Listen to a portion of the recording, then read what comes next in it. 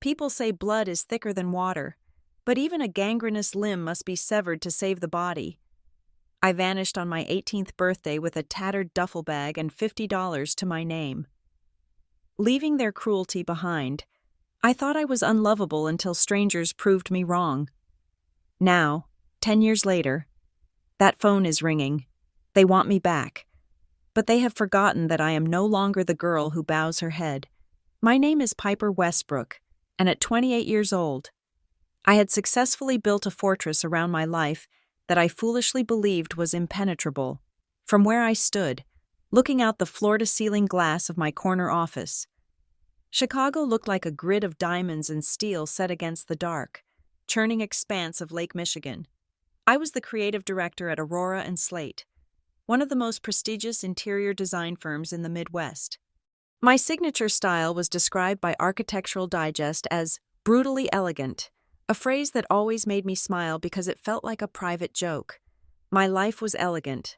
Yes, I lived in a penthouse that cost more per month than my father used to make in a year. I wore silk that felt like water against my skin and drank coffee that was roasted specifically for my palate. But the brutality that was the foundation, that was the rebar and the concrete under the surface. I had built this peace, this silence, and this career on the scorched earth of my own history. The office was quiet, save for the hum of the climate control and the distant, muffled sound of the city 30 stories below. It was a silence I had paid for with 10 years of hard labor and absolute isolation. I took a sip of my espresso, enjoying the bitterness, when my assistant knocked softly on the glass door and placed a small stack of mail on the edge of my walnut desk. She left without a word, knowing I preferred not to be disturbed during my design hours. I flipped through the usual stack of invoices, vendor contracts, and invitations to gallery openings. Then my hand froze. At the bottom of the pile lay a thick, cream-colored envelope. It was heavy, made of expensive cardstock, the kind that had a texture like linen. The address was handwritten in a calligraphy style that tried too hard to be aristocratic, but leaned just slightly into gaudy. But it was not the font that made the blood drain from my face. It was the return address, embossed in gold foil. The Westbrook family. For a moment, the air in the room seemed to vanish. My lungs seized. I dropped the envelope onto the desk as if it were burning hot coal. It slid across the polished wood, coming to a stop next to my laptop. The names were right there, staring up at me like ghosts I had buried beneath 6 feet of concrete a decade ago. Bethany, Tiffany, Constance. I had not seen those names written together in 10 years. I closed my eyes, gripping the edge of my desk until my knuckles turned white. The nausea hit me in a wave, violent and sudden. I was 28, a director, a woman who commanded rooms full of contractors and architects. Yet in the span of 3 seconds, I felt myself shrinking. I was shrinking back into the scrawny, trembling 18-year-old girl who slept with a chair wedged under her doorknob. I forced my eyes open and stared at the envelope. I did not need to open it to know what it was. The weight and the pretension screamed of a wedding. And if it was from the Westbrooks, it was a summons, not an invitation. My mind, usually so disciplined and focused on color palettes and spatial flow, fractured. The memories I kept locked in the basement of my subconscious broke down the door. I saw them. I saw her. Constance Westbrook, my mother. A woman who believed that appearance was the only currency that mattered in this world.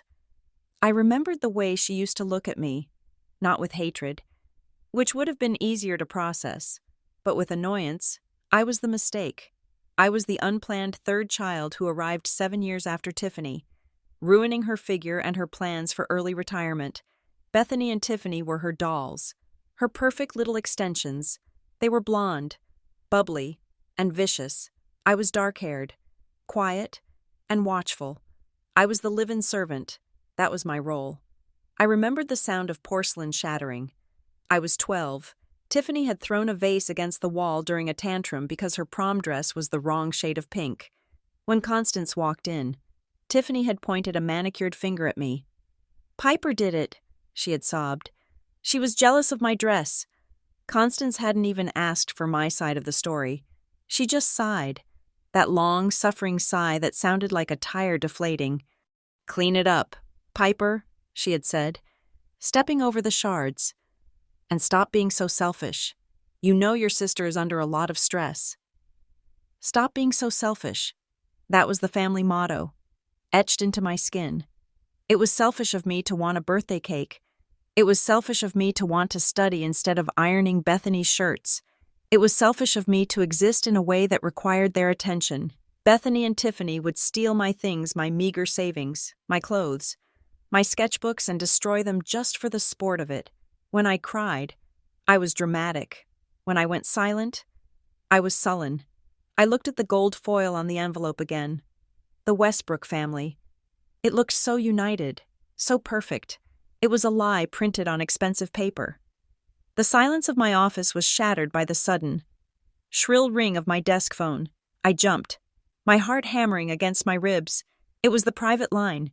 Only a handful of people had this number: my assistant, my top clients, and my fiancé, Ethan. But when I looked at the display, the area code was not Chicago. It was the area code of the town I had fled 10 years ago. I stared at the blinking light.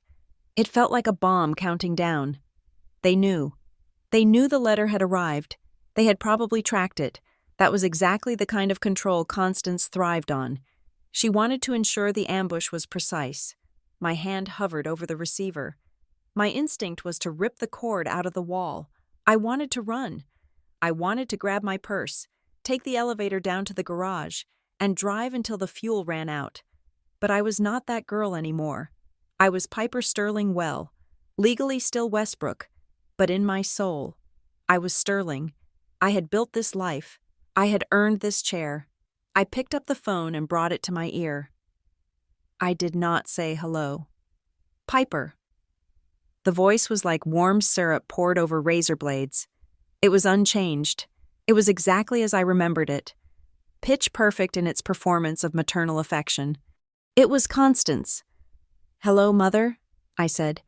My voice surprised me. It was steady, cold. It sounded like the voice I used when firing an incompetent contractor. "Oh, thank God," Constance cried out, the theatricality of it making my stomach turn. "I was so worried you wouldn't pick up. We haven't heard from you in so long. Darling, how are you?" She did not wait for an answer. She never waited for answers. "Did you get the invitation?" She rushed on. "It should have arrived this morning. We paid extra for the expedited service. You know how the postal system is these days. Absolutely unreliable." I looked at the cream envelope. "I received a letter," I said. "It is for Bethany," Constance squealed. The excitement in her voice was manic. "Can you believe it? My little Bethany is getting married, and not to just anyone. Piper, she is marrying Senator Julian Hayes. A senator. Can you imagine? The wedding is going to be the social event of the season. We are looking at a feature in Vogue, or at least Town and Country." I sat back in my leather chair, the leather creaking softly. A senator. Of course, Bethany would never marry for love. She would marry for power and visibility. It made perfect sense. "Congratulations to her," I said, my tone flat. Yes, it is wonderful." Constance dismissed my congratulations as if it were a penny thrown in a fountain. Then, the tone shifted. The sweetness remained. But the underlying demand surfaced. "Now, Piper, that is why I am calling. We need you. We need you." 3 words I had never heard in my entire childhood. "We have been following your career," Constance continued, and the lie was so smooth it almost impressed me. "We saw that spread in the magazine last month, the one about the loft in Tribeca. Very modern, but effective. You have made quite a name for yourself, haven't you?" She made my success sound like a dirty little hobby I had picked up. "What do you want, Mother?" I asked, cutting through the fluff. There was a brief pause on the other end, a moment where her mask slipped, annoyed that I was not playing the game, but she recovered quickly. "We want you to come home," she said. "Bethany wants her little sister there. But more importantly, we are having a terrible time with the wedding planner. She just doesn't have the vision. And since you are since you do this sort of thing for a living, we thought it would be perfect. We want you to take over the design for the reception. The venue is historic, but it needs work. It needs that brutally elegant touch you are so famous for. She gave a small, breathless laugh. Imagine the publicity. Piper designed, by the bride's sister. It makes for such a heartwarming story. The senator's team loves the angle. The prodigal sister returns to create magic. It is perfect. I sat there, the phone pressed to my ear, feeling a coldness spread through my veins that had nothing to do with the air conditioning. They did not call because they missed me. They did not call because they were worried about the 18-year-old girl who walked out into a snowstorm with $50 in her pocket. They did not call to apologize for the stolen college fund or the years of emotional neglect. They called because I was useful. They called because I had something they wanted. My status, my skill, my name, which was now worth more than theirs. They wanted free labor, and they wanted to use me as a prop in Bethany's political theater. They wanted to parade me around to show the voters that they were a wholesome, united family. You want me to design the wedding, I stated. Well, help design it, Constance corrected. We obviously have a budget to manage, and since you are family, we assumed. She trailed off, leaving the implication hanging in the air like a foul smell. They assumed I would do it for free, because that was what I was for, to serve, to give, to be drained until I was dry. Piper, she prompted when I stayed silent. Are you there? This is a huge opportunity for you. Darling, the exposure alone. I felt a smile tug at the corner of my mouth. It was not a happy smile. It was the sharp, jagged smile of a survivor who realizes the monster is no longer 10 feet tall. I am here, I said softly. Good. So, when can you fly in? We need to start immediately. The wedding is in 3 months. I looked out the window. The lake was gray and vast. I looked at the reflection of my office in the glass, the books on the shelf, the awards, the life I had built from scratch. I am not coming, I said. The silence on the other end was absolute. It was the silence of a woman who had never been told no by her child. Excuse me. Constance's voice dropped an octave. The syrup was gone. The razor blades were bare. I am not coming to the wedding, I repeated, articulating every syllable. And I am certainly not working for you. You listen to me, young lady, Constance hissed, the familiar venom flooding back instantly. You do not get to turn your back on this family. After everything we did for you, we put a roof over your head. We fed you, you ungrateful little... I pulled the phone away from my ear. I looked at it for a second, watching the seconds tick by on the digital display. I did not feel anger. I felt a strange, numbing clarity. It was the feeling of a surgeon cutting out a tumor. I pressed the end call button. The line went dead. I placed the receiver back on the cradle with a gentle click. My hands were shaking, just a little. I took a deep breath, inhaling the scent of expensive coffee and leather. I was safe. I was in Chicago. I was Piper Westbrook, creative director. But as I turned my chair to face the window again, staring out at the city skyline that was beginning to blur under the threat of rain, the present seemed to dissolve. The reflection in the glass was not the woman in the silk blouse. It was a girl in a thrift store coat, shivering violently. 10 years. It had been 10 years. But the sound of her voice had dragged me right back to the edge of the precipice. I leaned my forehead against the cool glass of the window. Closing my eyes, the office faded away. The lake faded away. The darkness of my memory took over, transporting me back to the night where the fracture finally became a break, the night the snow fell harder than I had ever seen it fall, the night I turned 18, the night I realized that the only way to survive was to die to them. The winter of my 18th year was not defined by the celebration of adulthood, but by the sharp, biting cold of realization. It was February in the suburbs, the kind of month where the sky turned the color of a bruised plum by 4 in the afternoon and the wind stripped the moisture right out of your skin. I remember walking up the driveway that evening. The snow was crunching under my boots, a rhythmic sound that usually calmed me, but that night my heart was beating too loud to hear anything else. I was clutching a large white envelope against my chest, hidden inside my coat to keep it dry. It was thick. It was heavy. It was the answer to every prayer I had whispered into my pillow for the last 6 years. It was an acceptance letter from the State University's School of Architecture, but more importantly, the second paragraph, which I had read 10 times under the street lamp before daring to come home, confirmed that I had been awarded a partial scholarship. It was not a full ride, but it covered 60% of the tuition.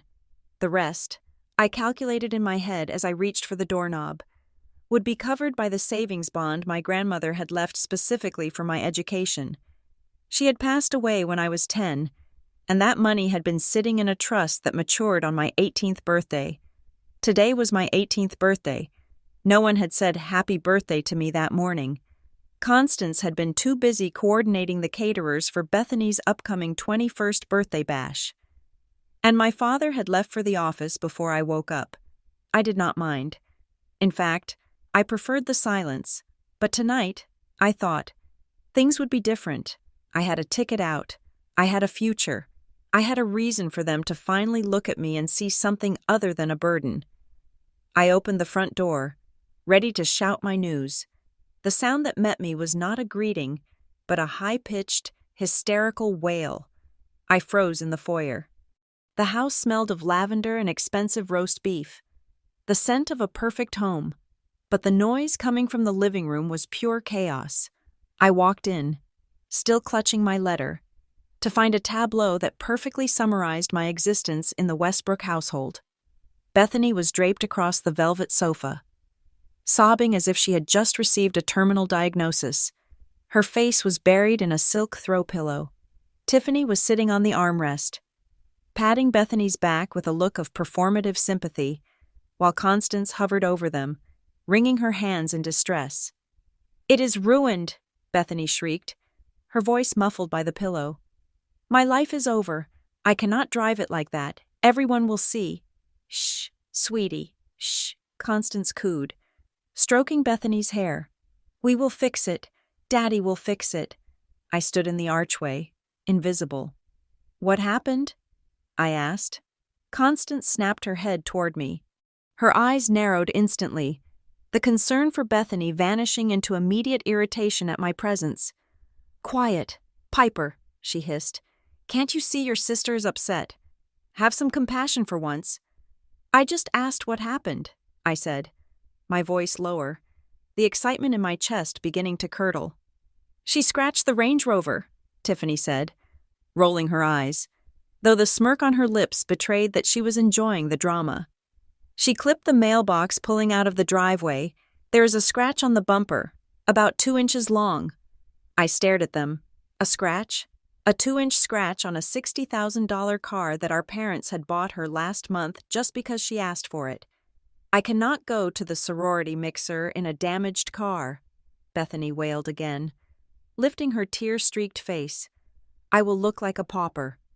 "We will get it to the shop first thing tomorrow," Constance promised, glaring at me as if I were the one who had put the mailbox there. "Now, Piper, go set the table, and do not bang the plates. Your sister has a migraine." The envelope in my coat felt like it was burning a hole through my sweater. I did not move. "I got into architecture school," I said. The room went silent for a beat. Not a respectful silence, but the kind of silence that happens when someone says something irrelevant and awkward at a dinner party. "That is nice," Constance said, turning back to Bethany. "Bethany, darling, do you want some tea?" "I got a scholarship," I pressed on. Stepping further into the room, "They are paying for 60% of my tuition." Constance sighed, a long, heavy exhalation through her nose. She straightened up and looked at me with a profound weariness.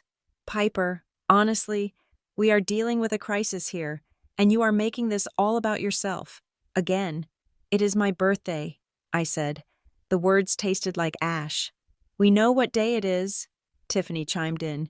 "We were going to order pizza later." God, You are so needy. I need to talk about the tuition, I said. Ignoring Tiffany, I looked directly at my mother. The scholarship covers 60%. I need the rest to pay the deposit and the first semester housing. I need to access Grandma's fund. Since I'm 18 today, the trust should be accessible. The temperature in the room seemed to drop 10 degrees. Constance did not look at me. She looked at her fingernails. She looked at the expensive Persian rug. She looked anywhere but my eyes. About that, she said, her voice taking on a breezy, casual tone that set alarm bells ringing in my skull. About what? I asked. My hands were trembling. There is no fund. Piper, she said.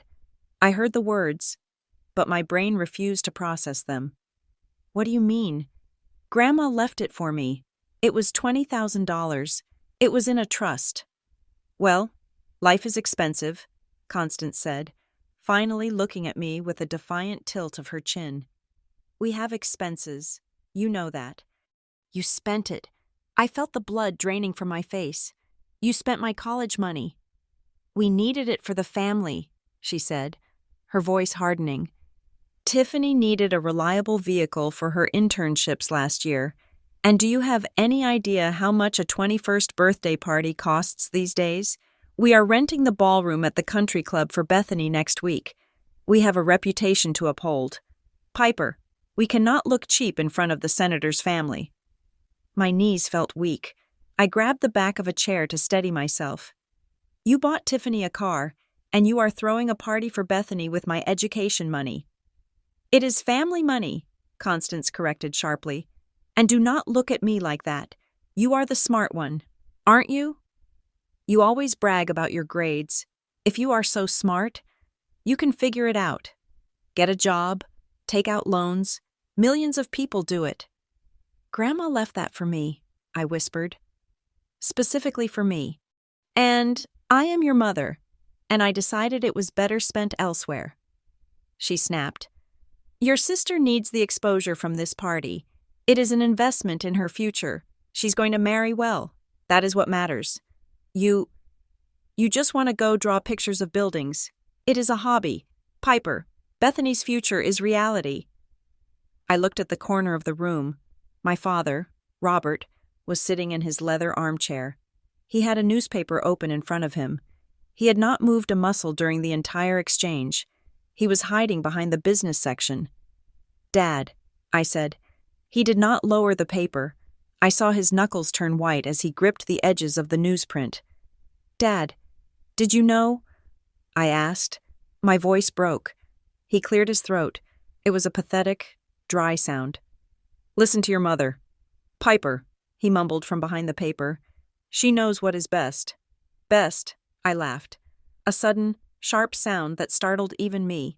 Best for who? For the girls you actually like. Do not speak to your father that way, Constance shouted, stepping toward me. You ungrateful little brat. We feed you, we clothe you, and all you do is complain. You are so selfish, so incredibly selfish. I looked at them, really looked at them. I saw Bethany, dry-eyed now, watching me with a look of mild entertainment. I saw Tiffany smirking. I saw Constance, red-faced with indignation that I dared to question her theft. And I saw the wall of newsprint that was my father. I realized something then. It was not that they did not love me. It was worse. To them, I was not a person. I was a resource to be cannibalized. I was a background character in the movie of their lives. If I stayed, I would never leave. They would drain me until I was a husk. They would take my salary, my time, and my sanity, and they would call it family duty. I was not their daughter. I was their servant. Okay, I said. The anger vanished, replaced by a cold, terrifying clarity. Okay. Constance blinked, surprised by my sudden surrender. Okay, I repeated. I understand. I turned around and walked out of the living room. Where are you going? Constance called after me. I told you to set the table. I did not answer. I walked up the stairs, my steps heavy and deliberate. I went into my bedroom. It was the smallest room in the house, technically a sewing room that they had converted because Tiffany and Bethany refused to share the large guest suite. I looked around. I did not have much. I opened the closet to get my suitcase, the sturdy Samsonite I had bought at a thrift store 3 years ago. It was gone. Of course. Tiffany had gone to Cabo with her friends last month. She must have taken it because her Louis Vuitton set was too nice for the airport handling. I stood there for a second, and then I laughed again. It was hysterical. They had taken everything. Even the vessel I needed to leave them. I went to the kitchen drawer downstairs. They were still arguing in the living room. Bethany complaining about the color of the loaner car she might get, and grabbed a roll of heavy-duty black trash bags. I went back to my room. I opened a bag and shook it out. The sound of the plastic snapping open was the loudest thing in the world to me. I packed only what mattered: my sketchbook, my graphite pencils, 3 changes of clothes, a warm sweater, the acceptance letter. I went to the hollowed-out book on my shelf where I kept my secret stash. Inside was a $50 bill. It was a gift from my Aunt Sarah, my father's sister, the only person who had ever hugged me without flinching. She had slipped it to me just before she died of cancer 2 years ago. "For the escape," she had whispered. She knew. $50. That was my net worth. I tied the top of the trash bag into a knot. I put on my coat. I put on my boots. I walked down the stairs. I could hear the clinking of silverware. Constance had evidently decided to set the table herself, probably muttering about my laziness with every fork she placed. I stopped at the small console table in the hallway. I reached into my pocket and pulled out my house key. It was a brass key on a plain metal ring. I placed it gently on the polished wood surface. I did not write a note. What was there to say? A note implies that you want to be understood. I no longer cared if they understood me. I only wanted to be away from them. I opened the front door. The wind hit me instantly. A physical blow to the face. The snow was falling harder now, erasing the world in a wash of white. I stepped out onto the porch and closed the door behind me. The click of the latch was final. I walked down the driveway, the black trash bag slung over my shoulder like Santa Claus in reverse.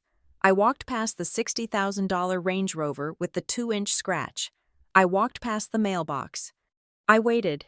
A part of me, the stupid, broken child part of me, waited for the door to fly open. I waited for my father to run out in his slippers, shouting my name. I waited for my mother to realize she had gone too far. I reached the end of the street. I turned the corner. The street behind me remained empty.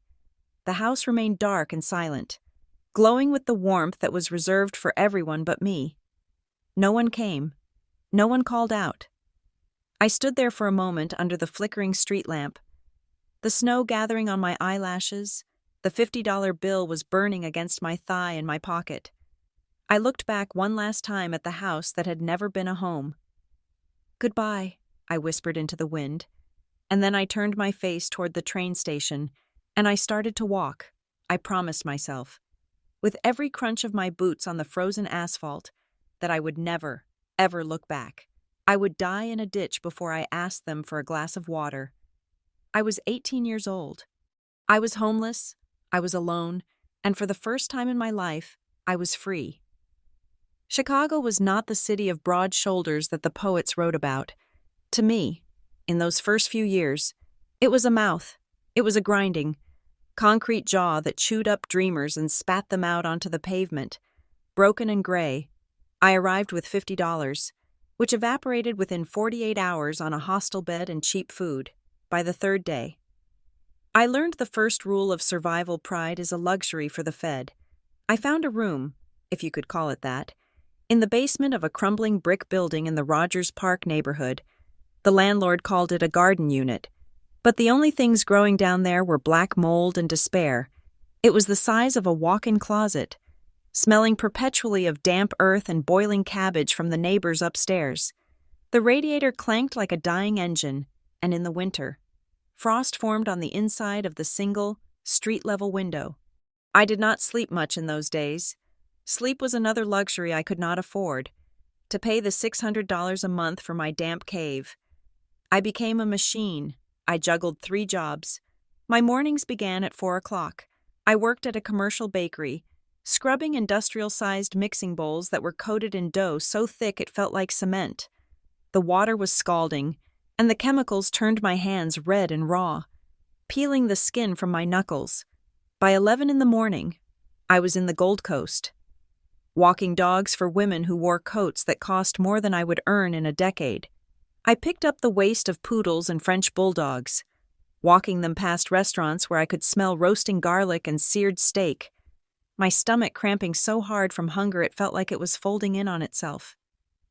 My nights ended at a 24-hour diner, washing dishes and bussing tables until 2 in the morning. I lived on the mistakes: the burnt toast, the cold fries left on a plate, the soup that was sent back. I was a scavenger in an apron. There were nights, usually around 3 in the morning when I was walking home because I could not afford the late-night bus fare, that the temptation to call home would almost bring me to my knees. I would pass a payphone, or later, stare at the screen of the cracked second-hand smartphone I had bought, and my thumb would hover over the number. I knew it by heart. I knew that if I called, if I begged, if I apologized for being born, my father might send money, or my mother might let me come back, provided I crawled. But then I would remember the look on Constance's face when she told me my college fund was gone. I would remember the silence of the house as I walked away, and I would shove the phone back into my pocket. I would rather starve in Chicago than suffocate in that house. However, I could not stop myself from looking. That was my way of coping in a self-destructive manner. I created a fake social media account and watched them from a distance. I watched the Westbrook family live their perfect life without me. I saw the photos from Cabo, Tiffany in a white bikini, holding a margarita, laughing with her head thrown back, Bethany showing off a new diamond bracelet, Constance and Robert clinking glasses at a charity gala. They looked radiant. They looked happy. There was no gap in their lineup. There was no empty space where I used to be. It felt like I had been submerged, the surface sealing smoothly above me. That feeling was more painful than the hunger. It confirmed what I had always suspected: I was not only unloved, I was entirely unnecessary. The first Christmas was the hardest. The city was beautiful, draped in lights and scented with pine, which only made my loneliness feel sharper. The bakery was closed, and the diner had cut my shift. I had nowhere to go. I bought a 1/4 pound of cheap ham and a loaf of white bread. I went to Lincoln Park and sat on a freezing bench, wrapped in 3 layers of thrift store sweaters. I ate my sandwich, the bread dry and sticking to the roof of my mouth, and I watched families walking by. I saw fathers carrying their daughters on their shoulders. I saw mothers fixing their sons' scarves. I watched them and wondered what it felt like to be held. I wondered if there was a genetic defect in me, something broken in my DNA that made me unlovable. I sat there until my toes went numb and the ham sandwich was gone, and then I went back to my basement and drew. Drawing was the only thing that kept me sane. I had enrolled in a night class at the local community college. It was the only education I could afford, paying for it credit by credit with the tips from the diner. It was an interior design program, basic and underfunded, but to me, it was a sanctuary. In that classroom, I was not the girl who smelled like dishwater. I was a creator. I had an innate understanding of space. I could look at a room and see the flow, the light, the way a human body would move through it. My instructor, a tired man who usually phoned it in, began to pause at my drafting table. He would look at my sketches, at the bold lines and the intuitive balance, and he would look at me with a mixture of confusion and respect. He told me I had an eye. He told me I saw things others missed, but talent does not pay the rent, and passion does not put iron in your blood. By my second year, my body began to fail. I was 20 years old, but I felt 60. My hair was thinning from lack of protein. My skin was gray. I was constantly dizzy. I had picked up a new job at a high-end floral boutique called the Gilded Lily. It was in the affluent neighborhood of Lincoln Park. The owner was a woman named Evelyn Sterling. She was a formidable woman, always dressed in tailored pantsuits, with silver hair cut in a sharp bob and eyes that missed nothing. I was terrified of her. I kept my head down, scrubbing the buckets, stripping thorns from thousands of roses, and sweeping the floors. I tried to be invisible. Invisibility was safety. It happened on a Tuesday in November. We were preparing for a massive wedding order. The shop was filled with the scent of hydrangeas and eucalyptus. I had been working since 4 a.m. at the bakery, and I had not eaten anything since the previous day, because I had to pay for a textbook.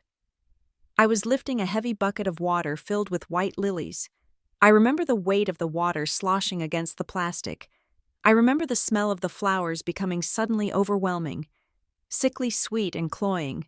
Then, the edges of my vision turned black.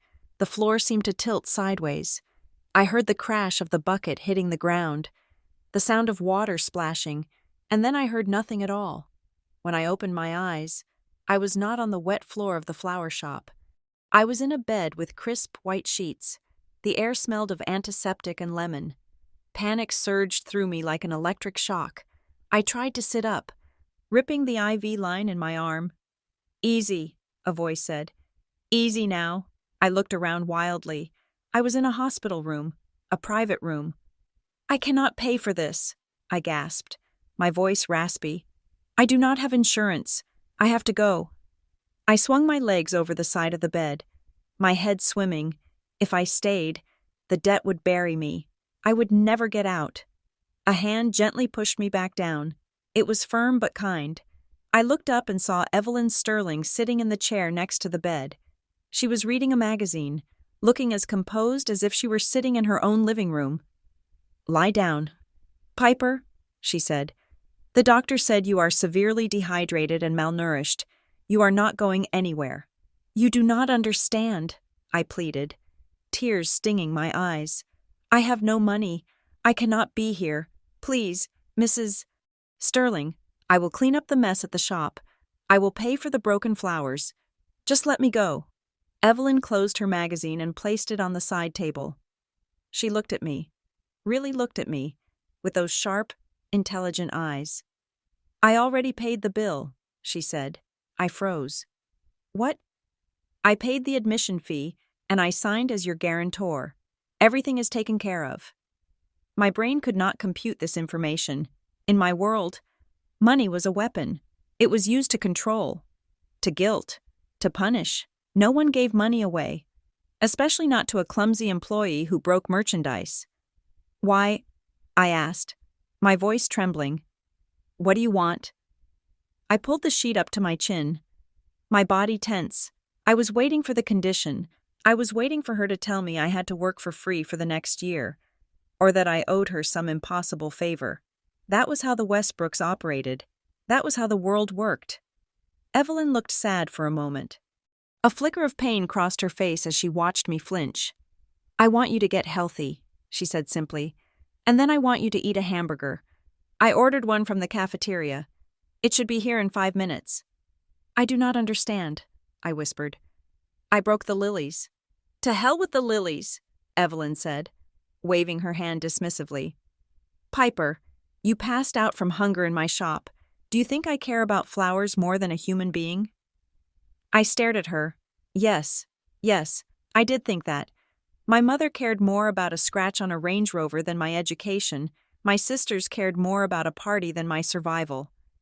"I will pay you back," I said automatically. "I can work extra shifts. I can come in on Sundays." The door opened, and a nurse walked in with a tray. The smell of grease and meat hit me, and my mouth watered so painfully it hurt. Evelyn took the tray and set it on the rolling table. She pushed it over my lap. "Eat," she commanded. I picked up the burger. My hands were shaking. I took a bite. It was the best thing I had ever tasted. I ate like a wolf, forgetting my manners, forgetting the shame.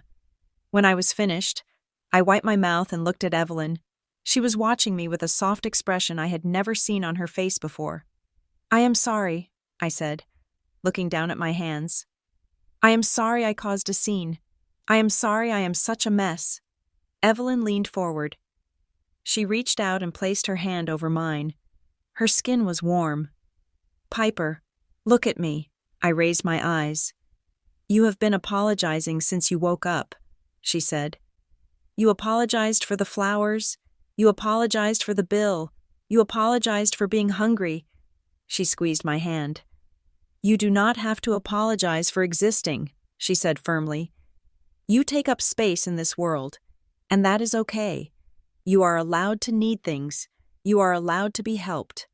I looked at her, and the dam inside me, the one I had built brick by brick since I was 12 years old, began to crack. I do not want to owe you, I choked out. You do not owe me anything, Evelyn said. This is not a transaction. This is just people taking care of people. It is what we are supposed to do. I started to cry then. I did not want to, but I could not stop. I cried for the 18-year-old girl who walked out into the snow. I cried for the girl who ate a ham sandwich alone on Christmas. I cried because for the first time in my life, someone had looked at my pain and offered a hand instead of a lecture. Evelyn did not tell me to stop. She did not call me dramatic. She just handed me a tissue and sat there, a silent, steady sentinel against the chaos of my life. That afternoon in the hospital room, with the taste of a cafeteria hamburger in my mouth and the warmth of a stranger's hand on mine, the ice around my heart began to melt. I did not know it then, but I had just met the woman who would save my life, not by giving me money, but by giving me permission to be a person. The transition from being a ghost in my own life to becoming a person with weight and substance did not happen overnight. It began with a Sunday dinner. After Evelyn Sterling paid my hospital bill, she did not simply vanish back into her role as my employer. She began to weave herself into the frayed edges of my existence. It started with small things, like bringing me a sandwich from a deli I could not afford, or asking if I had a warm enough coat for the Chicago wind. Then, about a month after the incident, she invited me to her home. Just a casual dinner, she had said, arranging a bouquet of tulips in the shop window. My husband, Arthur, is making his famous roast chicken. We have too much food for 2 old people. Please, come help us eat it. I was terrified. To me, a family dinner was a battlefield. It was a place where silence was weaponized, and every bite of food came with a side order of guilt. But I could not say no to the woman who had saved me. The Sterling home in the historic Ravenswood neighborhood was nothing like the Westbrook Mausoleum I had grown up in. My parents' house had been a showroom of beige marble and white furniture that no one was allowed to touch. The Sterling house was alive. It was a chaotic, beautiful mess of books stacked on every available surface, mismatched rugs that looked like they had stories to tell, and the smell of roasting garlic and rosemary that hit you the moment you walked through the door. Jazz music was playing softly from a turntable in the corner. Not the polite classical music my mother used to play to impress guests, but soulful, complex jazz that seemed to fill the room with warmth. I met Arthur Sterling that night. He was a tall man with a messy shock of white hair and glasses that were constantly sliding down his nose. He was a retired architect, a fact I did not know until I saw the drafting table in the corner of the living room. "You must be Piper," he said, wiping his hands on an apron. He did not look at me with judgment. He looked at me with a curiosity that felt genuine. "Evelyn tells me you have an eye for color." We sat down to eat. I kept my elbows off the table. I kept my head down. I waited for the criticism. I waited for someone to tell me I was eating too fast, or too slow, or that I was taking up too much room. Instead, Arthur looked at me and asked, "How was your week?" "Piper." I froze. "Fine," I said automatically. "Just fine," he pressed gently, passing me a bowl of mashed potatoes. "Did you see anything interesting? Read anything good?" I looked at him. He was actually waiting for an answer. He was not asking to be polite. He wanted to know what was inside my head. "I saw a building," I stammered, surprised by my own voice. "On Wacker Drive." The light was hitting the limestone in a way that made it look like it was melting. Arthur smiled. It was a wide, delighted smile. "The Carbide and Carbon building," he said. "Art Deco at its finest.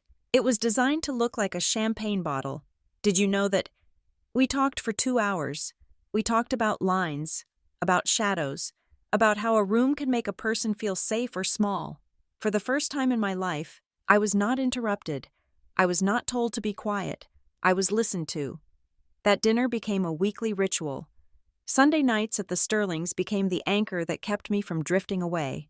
One evening, about 6 months later, I was sitting at their kitchen table waiting for the roast to finish. I had my sketchbook with me. I was drawing the intricate molding of their crown ceiling, trying to capture the way the shadows played in the corners. Arthur walked in, drying a wine glass. He stopped behind me.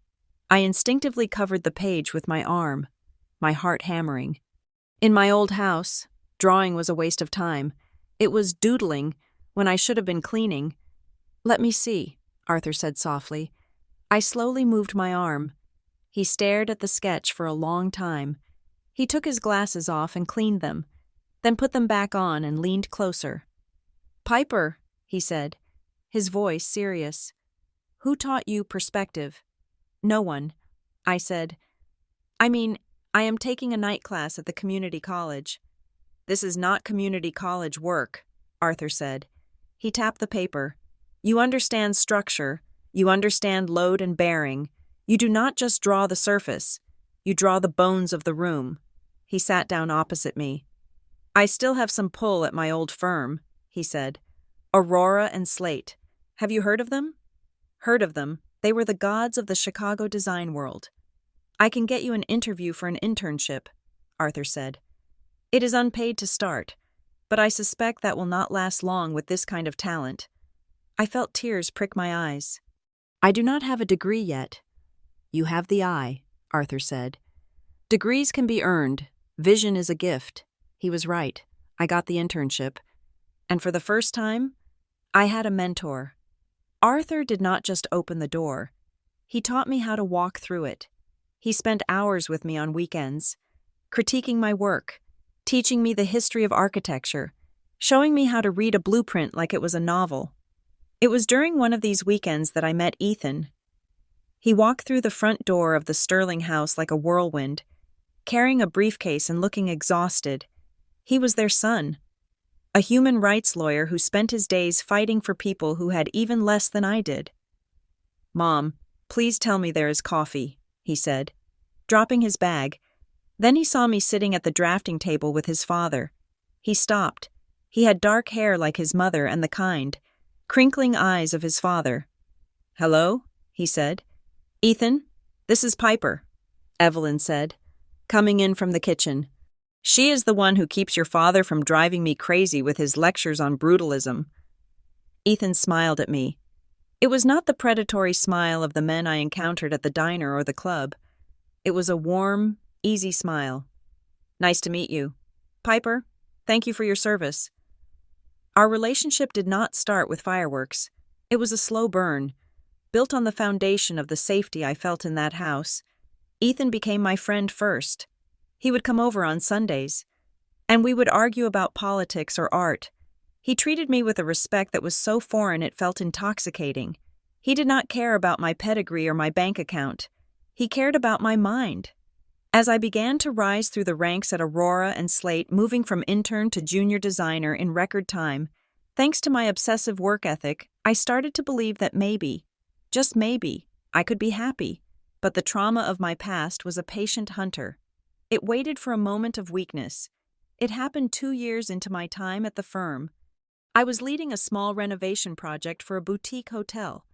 I was responsible for ordering the custom velvet drapery for the ballroom. It was a $50,000 order. I transposed 2 numbers. Instead of 108 inches, I ordered them at 180 inches. When the shipment arrived, the drapes were uselessly long, pooling on the floor like melted wax. The client was furious. The installation was delayed. The cost to fix it would be significant.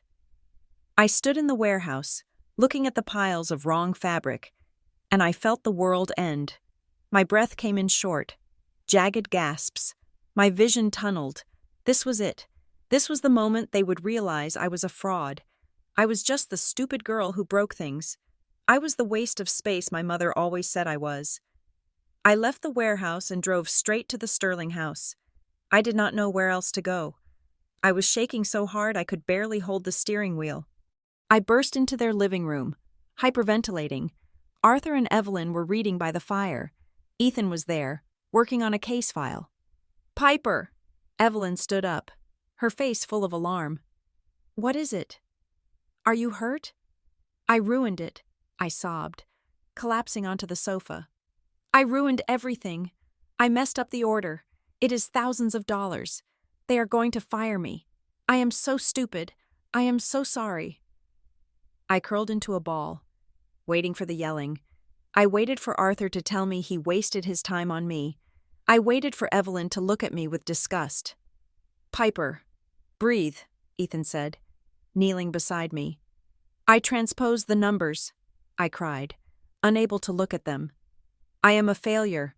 Arthur sat down on the coffee table in front of me. He did not look angry. He looked calm. He looked like an architect looking at a structural problem. "Okay," Arthur said. "You ordered the wrong length. Are they too short or too long?" "Too long," I choked out. "By 6 feet." Arthur started to laugh. I stopped crying and stared at him in horror. "Why are you laughing?" "Piper," Arthur said, smiling gently. "If they were too short, we would have a problem. You cannot stretch velvet, but they are too long. We can hem them." "But the labor," I whispered. "The deadline." "We will find a local seamstress who can do a rush job," Arthur said. "It will cost a bit extra, but it is fixable. It is just fabric. Piper, it is not a heart transplant. No one died. I am not fired." Arthur reached out and took my hands. His grip was firm. "You are going to make mistakes. You are human. A good designer is not someone who never makes mistakes. A good designer is someone who knows how to fix them. Now, stop crying. We will call the workroom in the morning." I looked at Evelyn. She was smiling at me with such tenderness that my chest ached. I looked at Ethan, who was rubbing my back with a soothing, rhythmic motion. They were not angry. They were helping me. I broke down then, but it was not from fear. It was from relief so profound it felt like a physical weight being lifted off my spine. I realized then that love was not about being perfect. It was about being safe, even when you were flawed. A few months later, I turned 24. I had forgotten the date. I was busy with a new project, and birthdays had never been a cause for celebration in my life. I went to the Sterling house for Sunday dinner as usual. When I walked in, the lights were off. Surprise. The lights flickered on. Arthur, Evelyn, and Ethan were standing there. The room was decorated with streamers, and on the table, sitting on a crystal stand, was a cake. It was not just a cake. It was a 3-tier vanilla cake with raspberry filling, my favorite flavor, which I had mentioned in passing only once. It was covered in white frosting and decorated with delicate sugar flowers that looked like architectural blueprints. "Happy birthday, Piper," Ethan said, stepping forward to hug me. He smelled of cedar and rain. I stared at the cake. There were 24 candles burning on top. "Is it for me?" I asked, my voice barely a whisper. "Well, unless there is another Piper here, I would say yes," Evelyn teased, hugging me from the side. "But do we have to share it?" I asked, the old reflex kicking in. "Does anyone else get the first piece?" I remembered my 10th birthday. Tiffany had demanded the corner piece with the rose on it, and my mother had given it to her, leaving me with a slice of plain sponge. "You are the birthday girl," Arthur said firmly. "You get the first piece. You get the biggest piece. You get whatever piece you want." I stood there, surrounded by these 3 people who shared no blood with me. They did not look like me. They did not have to love me, but they did. I looked at the candles flickering in the warm light of the house that had become my sanctuary. I looked at Arthur, who had given me a career. I looked at Evelyn, who had given me dignity. I looked at Ethan, who was beginning to give me a future. I blew out the candles, and as the smoke curled up toward the ceiling I had once drawn, I finally understood. Family is not the DNA you share. Family is not the people who are obligated to be there because of a birth certificate. Family are the people who show up. Family are the people who see you bleeding and offer you a bandage instead of asking why you ruined the carpet. Family are the people who bake you a cake and let you eat the rose. I cut the first slice. It was huge. It was messy. And it was all mine. The decision to meet them was not born out of forgiveness. It was born out of a morbid curiosity, the kind that makes you slow down to look at a car crash. After I hung up on Constance, the silence in my office felt different. It was no longer the silence of peace. It was the silence of a held breath. I knew they would not stop. If I ignored them, they would show up at my apartment. They would ambush me in the lobby of my building. Constance Westbrook did not accept silence as an answer.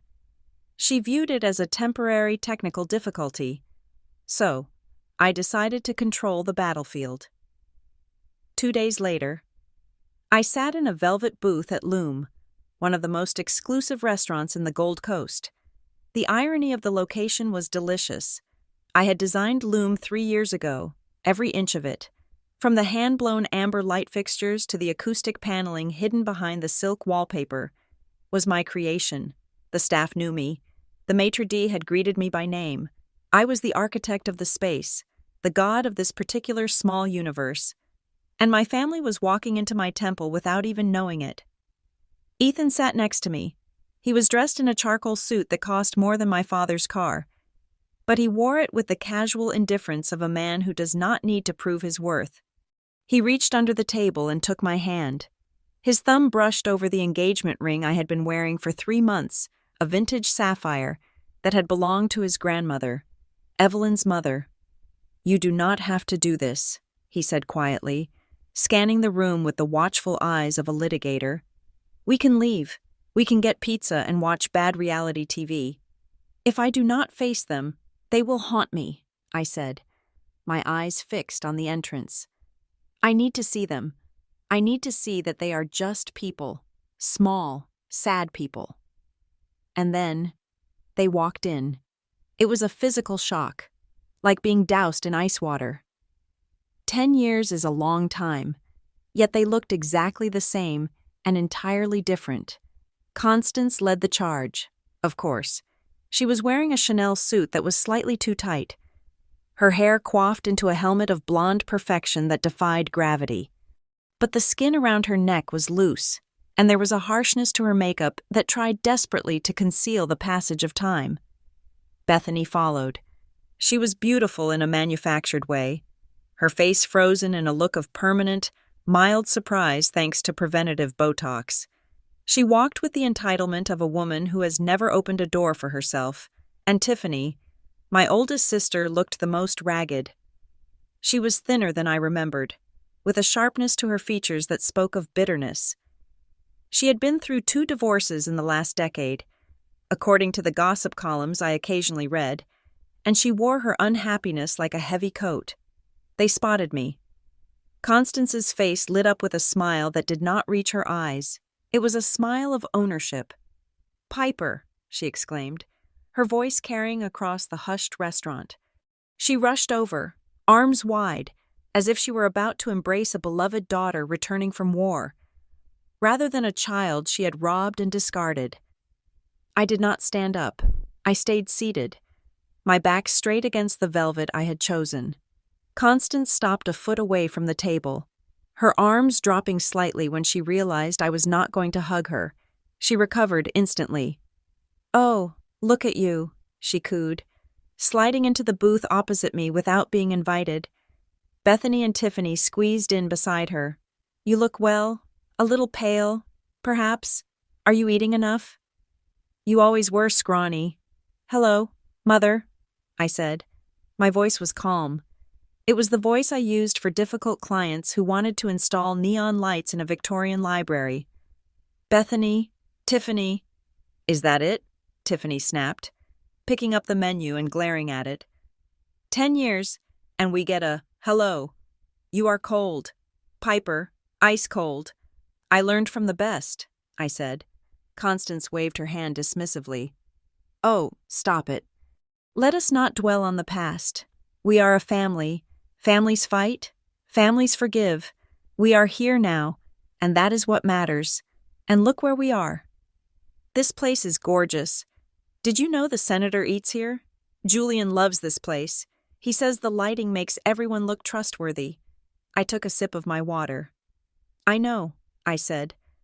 I designed it. They stopped moving. Bethany looked around the room, her eyes widening. Tiffany lowered her menu. Constance blinked. You decorated it, Constance asked. I designed it, I corrected. I gutted the building, reinforced the structure, designed the layout, chose the materials, and oversaw the construction. I am the reason there is a restaurant here. For a second, there was silence. I saw a flicker of something in Constance's eyes. It was not pride, it was calculation. She was recalibrating my value. I was not just a decorator, I was a power player.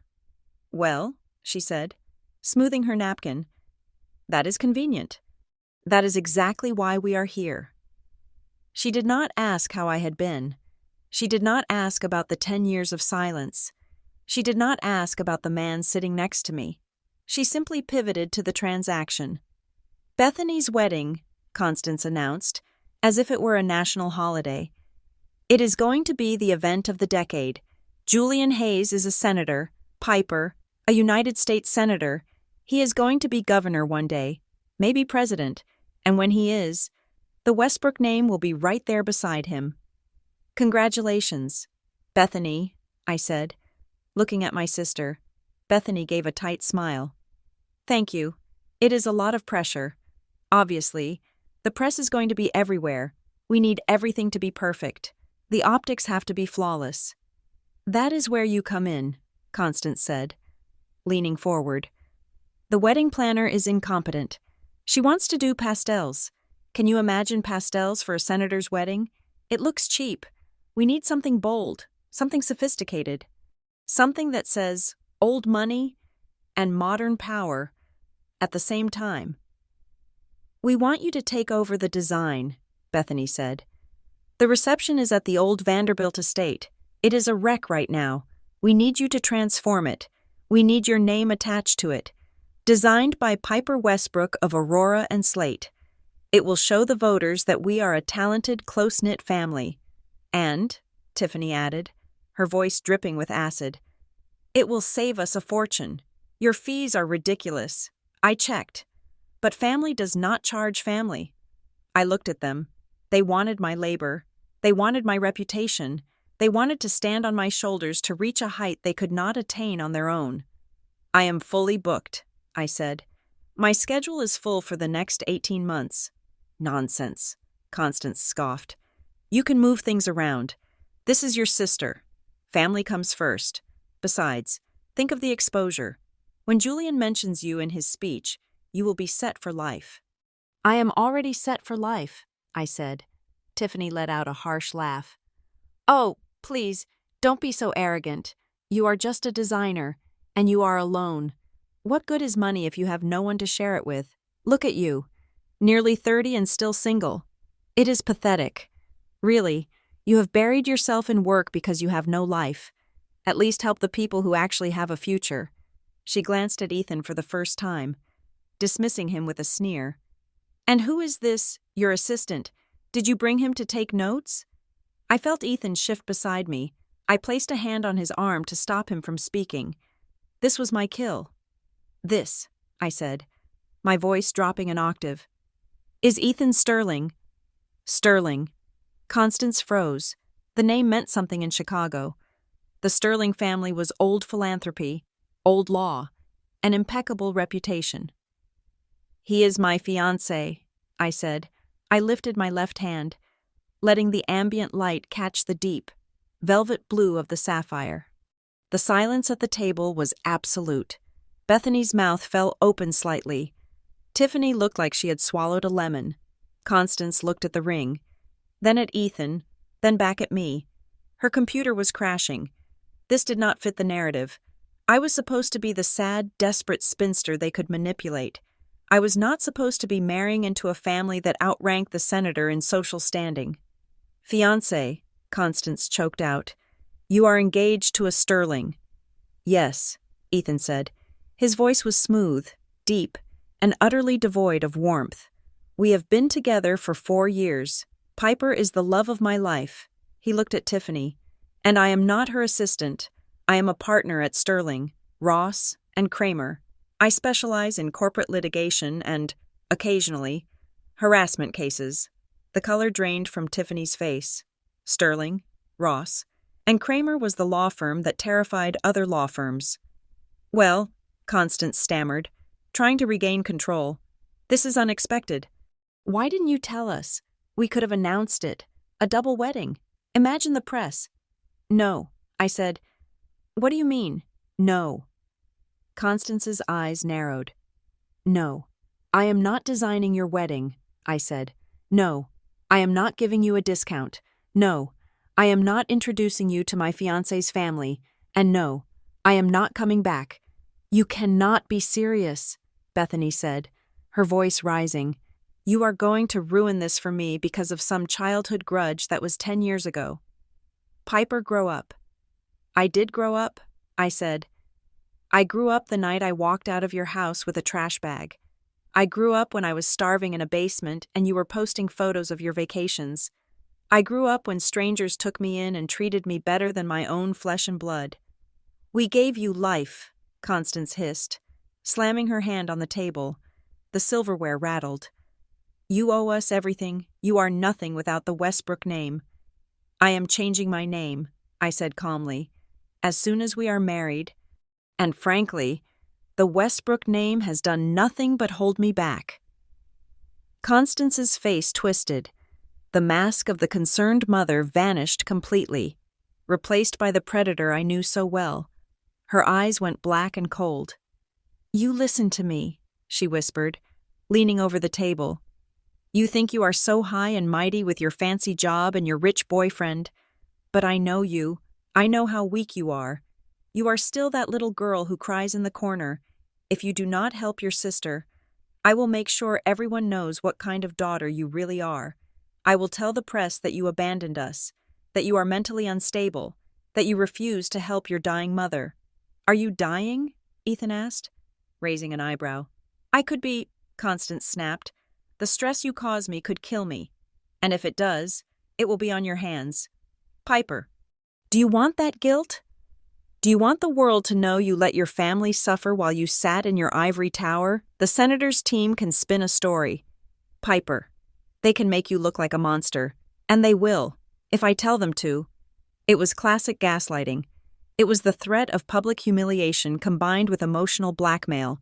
She was trying to trigger the fear response that had controlled me for 18 years.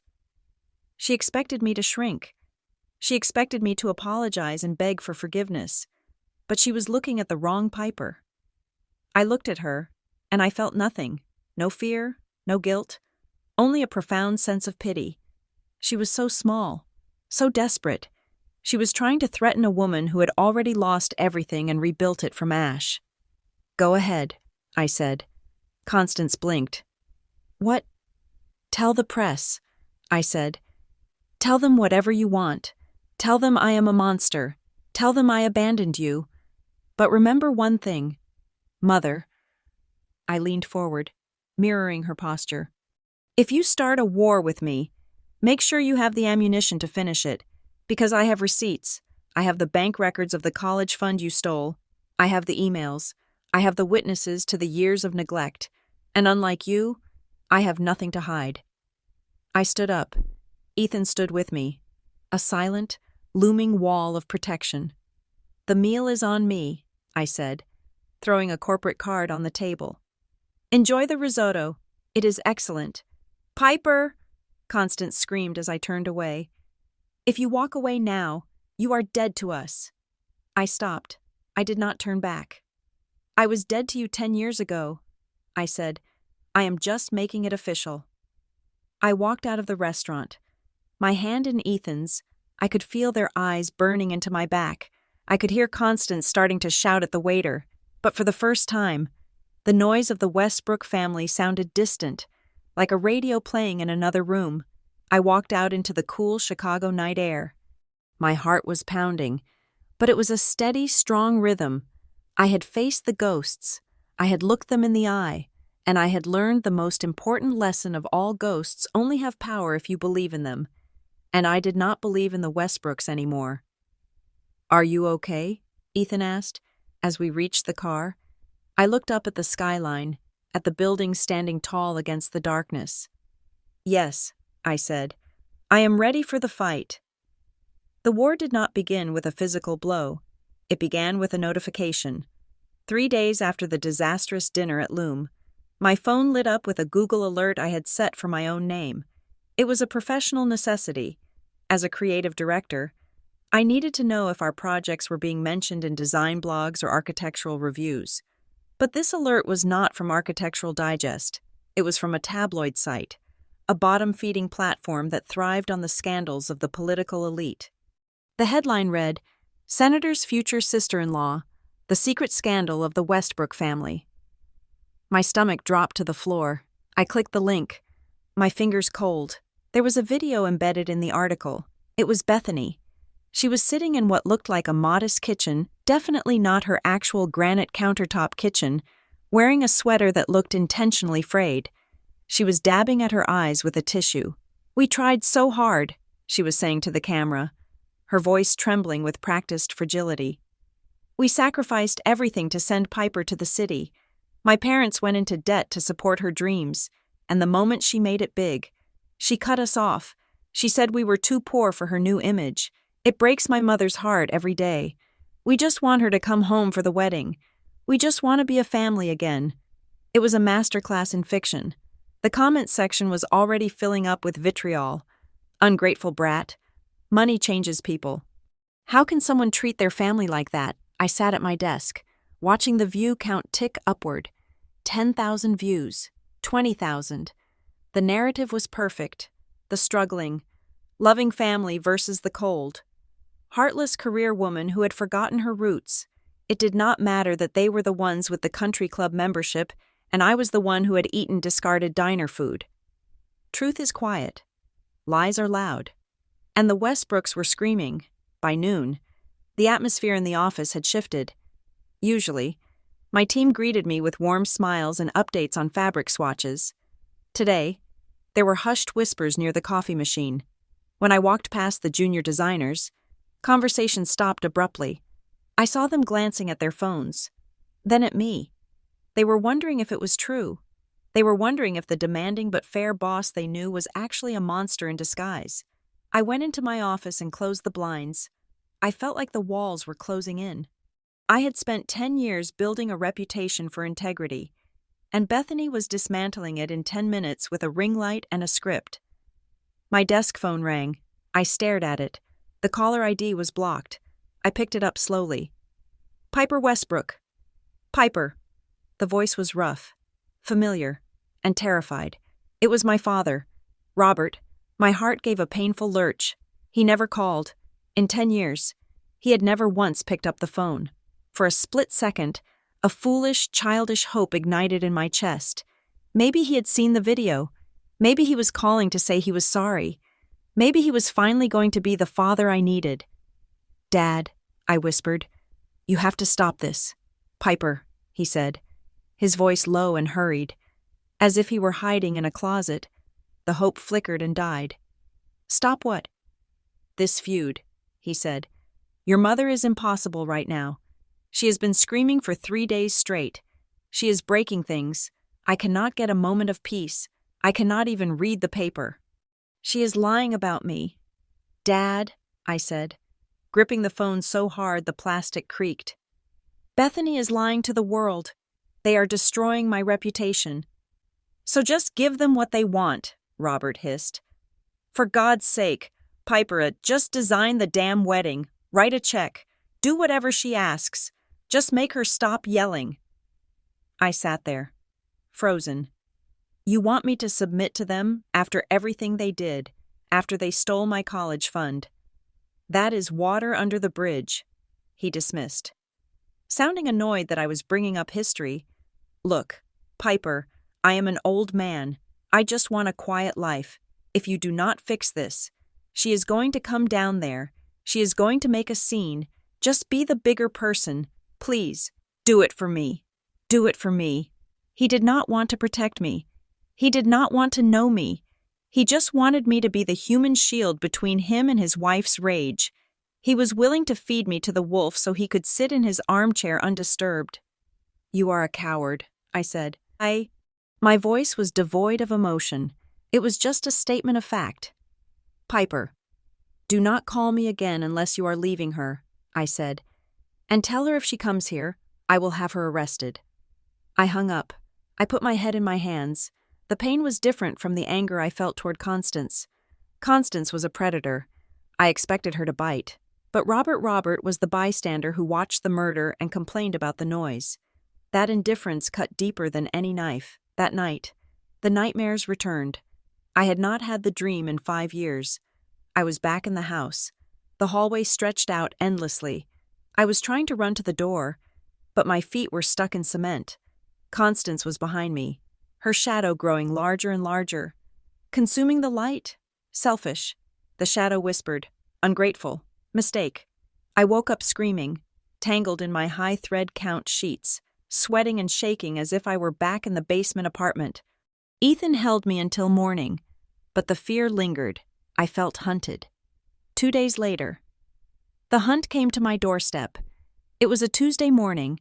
I was in a meeting with a supplier, discussing Italian marble for a hotel lobby. My assistant, Sarah, burst into the room. She was pale, her eyes wide with panic. "Piper, I am so sorry to interrupt," she stammered, "but there is a situation in the lobby." "What kind of situation?" I asked, though I already knew. "A woman," Sarah said. "She says she is your mother. She is screaming at the receptionist. She is demanding to see you. Security is trying to intervene, but she is threatening to sue them." I closed my eyes for a second. The supplier looked awkward. "Excuse me," I said, standing up. "I have to handle this." I walked out of the conference room and down the long hallway toward the reception area. I could hear her before I saw her. Constance's voice was a shrill, piercing weapon. "I gave birth to her." She was screeching. "How dare you tell me I need an appointment? I own her. Do you hear me? I made her." I turned the corner. The lobby of Aurora and Slate was a masterpiece of minimalism polished concrete, glass, and serene water features. Standing in the middle of it, like a stain on a white dress, was Constance Westbrook. She was wearing a red coat that clashed violently with the neutral tones of the room. She was pointing a finger in the face of our young receptionist, who looked ready to cry. Bethany stood behind her, phone out, recording the scene, presumably for part 2 of her victim saga. "Mother," I said. The word hung in the air like a gunshot. Constance spun around. Her face was flushed, her eyes manic. When she saw me, her expression twisted into a sneer of triumph. "There she is," she shouted, gesturing at me as if I were a fugitive she had captured. The Duchess of Chicago, too good for her own blood.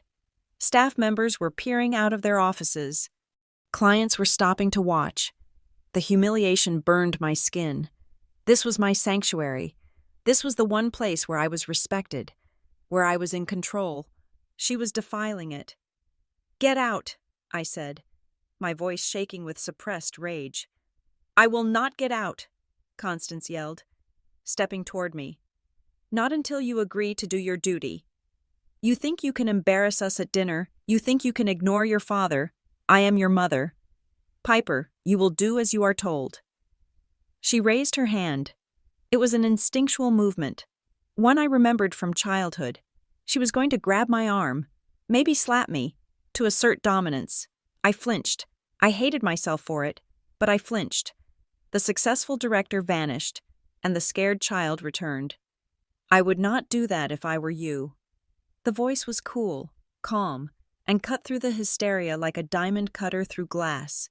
The glass doors of the entrance slid open. Evelyn Sterling walked in.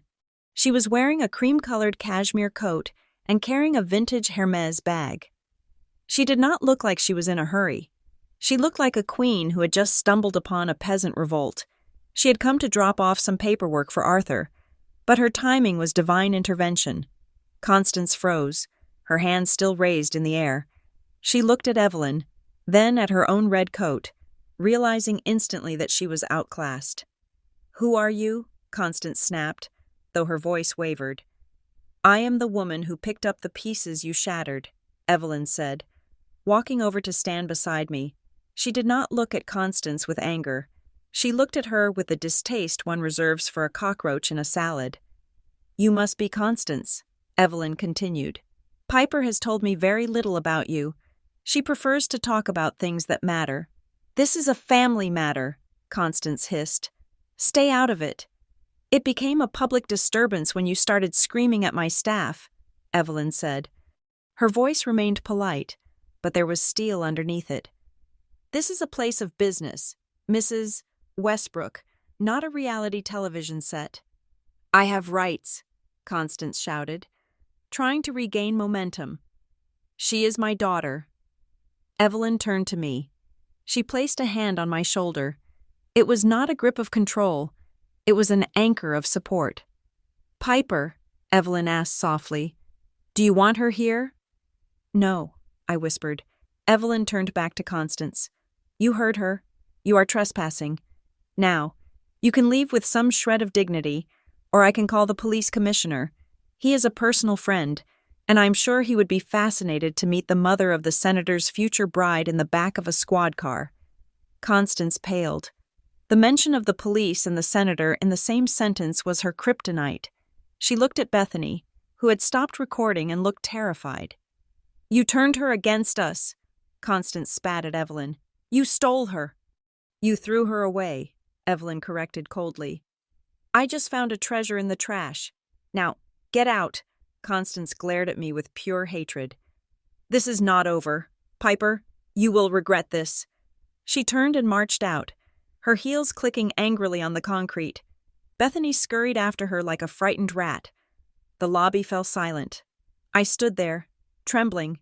The adrenaline crashed, leaving me feeling hollow and exposed. Everyone was looking at me. They had seen the crazy mother. They had heard the accusations. I felt dirty. I felt like I had brought a disease into a sterile room. "I am sorry," I stammered, looking at Evelyn. "I am so sorry. I did not know she would come. I will handle it. I will fix this." Evelyn turned to me. She did not care about the staring employees. She pulled me into a hug right there in the lobby. "Hush," she said into my hair. "You have nothing to apologize for. Nothing." We went into my office. Ethan arrived 20 minutes later. Sarah had called him. He walked in, took one look at my face, and his expression darkened into a look of dangerous resolve. I was sitting on the sofa, clutching a cup of tea Evelyn had made me. I felt small. "I have to resign," I said dully. "I am a liability.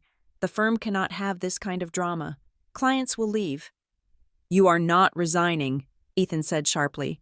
He sat down on the coffee table in front of me, taking my cold hands in his. "Piper, listen to me. They are bullies. That is all they are, and you do not negotiate with terrorists." "They are my family," I said. The old programming still fighting back. "They will never stop." "They are not your family," Ethan said firmly. "They are your biological donors, and they will stop, because we are going to make them stop." "How?" I asked. "Restraining orders. She will just violate them. She does not care about rules." "We go nuclear," Ethan said. He looked at his mother, then back at me. "We cut the legal tie. Completely. We strip them of the one thing they think they own, you." "What do you mean?" "Adult adoption," Ethan said. I blinked. "What?" "My parents want to adopt you," Ethan said. "Legally, it is a real thing. If Arthur and Evelyn adopt you, the Westbrooks are no longer your next of kin. They lose all legal rights. They lose the right to make medical decisions for you if you are incapacitated. They lose any claim to your estate. And most importantly, it sends a message that the bond is severed permanently. You will not just be a Sterling by marriage. You will be a Sterling by law." I looked at Evelyn. She was smiling, her eyes wet. "We talked about it last night," Evelyn said. "We wanted to ask you, but we didn't want to overwhelm you. But after today, Piper, you are our daughter, In every way that matters. We just want the piece of paper to match the reality. I felt the tears come then, hot and fast. But the scandal, my baggage, I am a mess. You are our mess, Ethan said, wiping a tear from my cheek. And we are going to clean this up, together. I looked at the three of them, Ethan, Evelyn, and the invisible presence of Arthur, who I knew would agree. I thought about the black trash bag. I thought about the $50. I thought about the cold silence of my father and the screeching rage of my mother. I could run forever, or I could build a fortress they could never breach. Okay, I whispered. Let us do it. Ethan stood up. He pulled his phone out of his pocket. Good, he said. I will have the papers drawn up by the morning, and while we are at it, I am filing a cease and desist order that is so terrifying it will make the senator wet his pants. They wanted a war fine. We are bringing the heavy artillery. I took a deep breath. The shame began to recede, replaced by a cold, hard determination. I was done being the victim. I was done being the daughter who waited for an apology that would never come. I was Piper Sterling, and I was about to fire back. The courtroom was quiet, smelling of floor wax and old paper. It was not the dramatic, crowded arena I had seen in movies. It was just a room with wood-paneled walls and a flag standing in the corner, but to me, it felt like a cathedral. I sat between Arthur and Evelyn Sterling. Ethan was standing before the judge, not as my fiancé, but as our attorney. He was presenting the petition for adult adoption. When Ethan had first explained the legal implications, I had hesitated, not because I did not want it, but because I felt unworthy. Why would these people, who had already given me so much, want to legally bind themselves to a woman with so much baggage? It is just a formality. I had told Arthur the night before, wringing my hands in their kitchen. You do not have to do this. I know you love me. We do not need a judge to tell us that. Arthur had put down his coffee mug and looked at me with that calm, architectural gaze of his. Piper, he said, when you build a house, you pour the foundation first, but the house is not truly finished until you put the roof on and sign the deed. This is the deed. We want the world to know, without a shadow of a doubt, that you belong to us, and we want you to know that you have a permanent address in our hearts. Now, sitting in the courtroom, I felt Evelyn's hand squeezing mine. Her palm was warm and dry. Your Honor, Ethan said, his voice clear and steady. The petitioners, Arthur and Evelyn Sterling, wish to adopt Piper Westbrook as their legal daughter. They have formed a parent-child relationship over the last 8 years that exceeds the bonds of many biological families. They wish to formalize this bond and assume all legal rights and responsibilities. The judge, a woman with kind eyes and reading glasses perched on her nose, looked down at us. And you, Miss Westbrook, she asked, do you consent to this adoption? I stood up.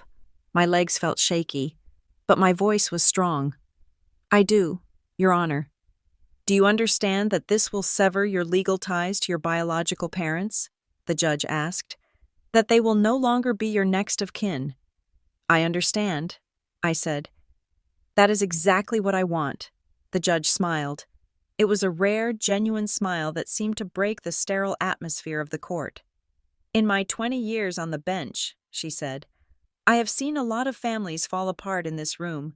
It is a rare privilege to see one come together. She signed the paper.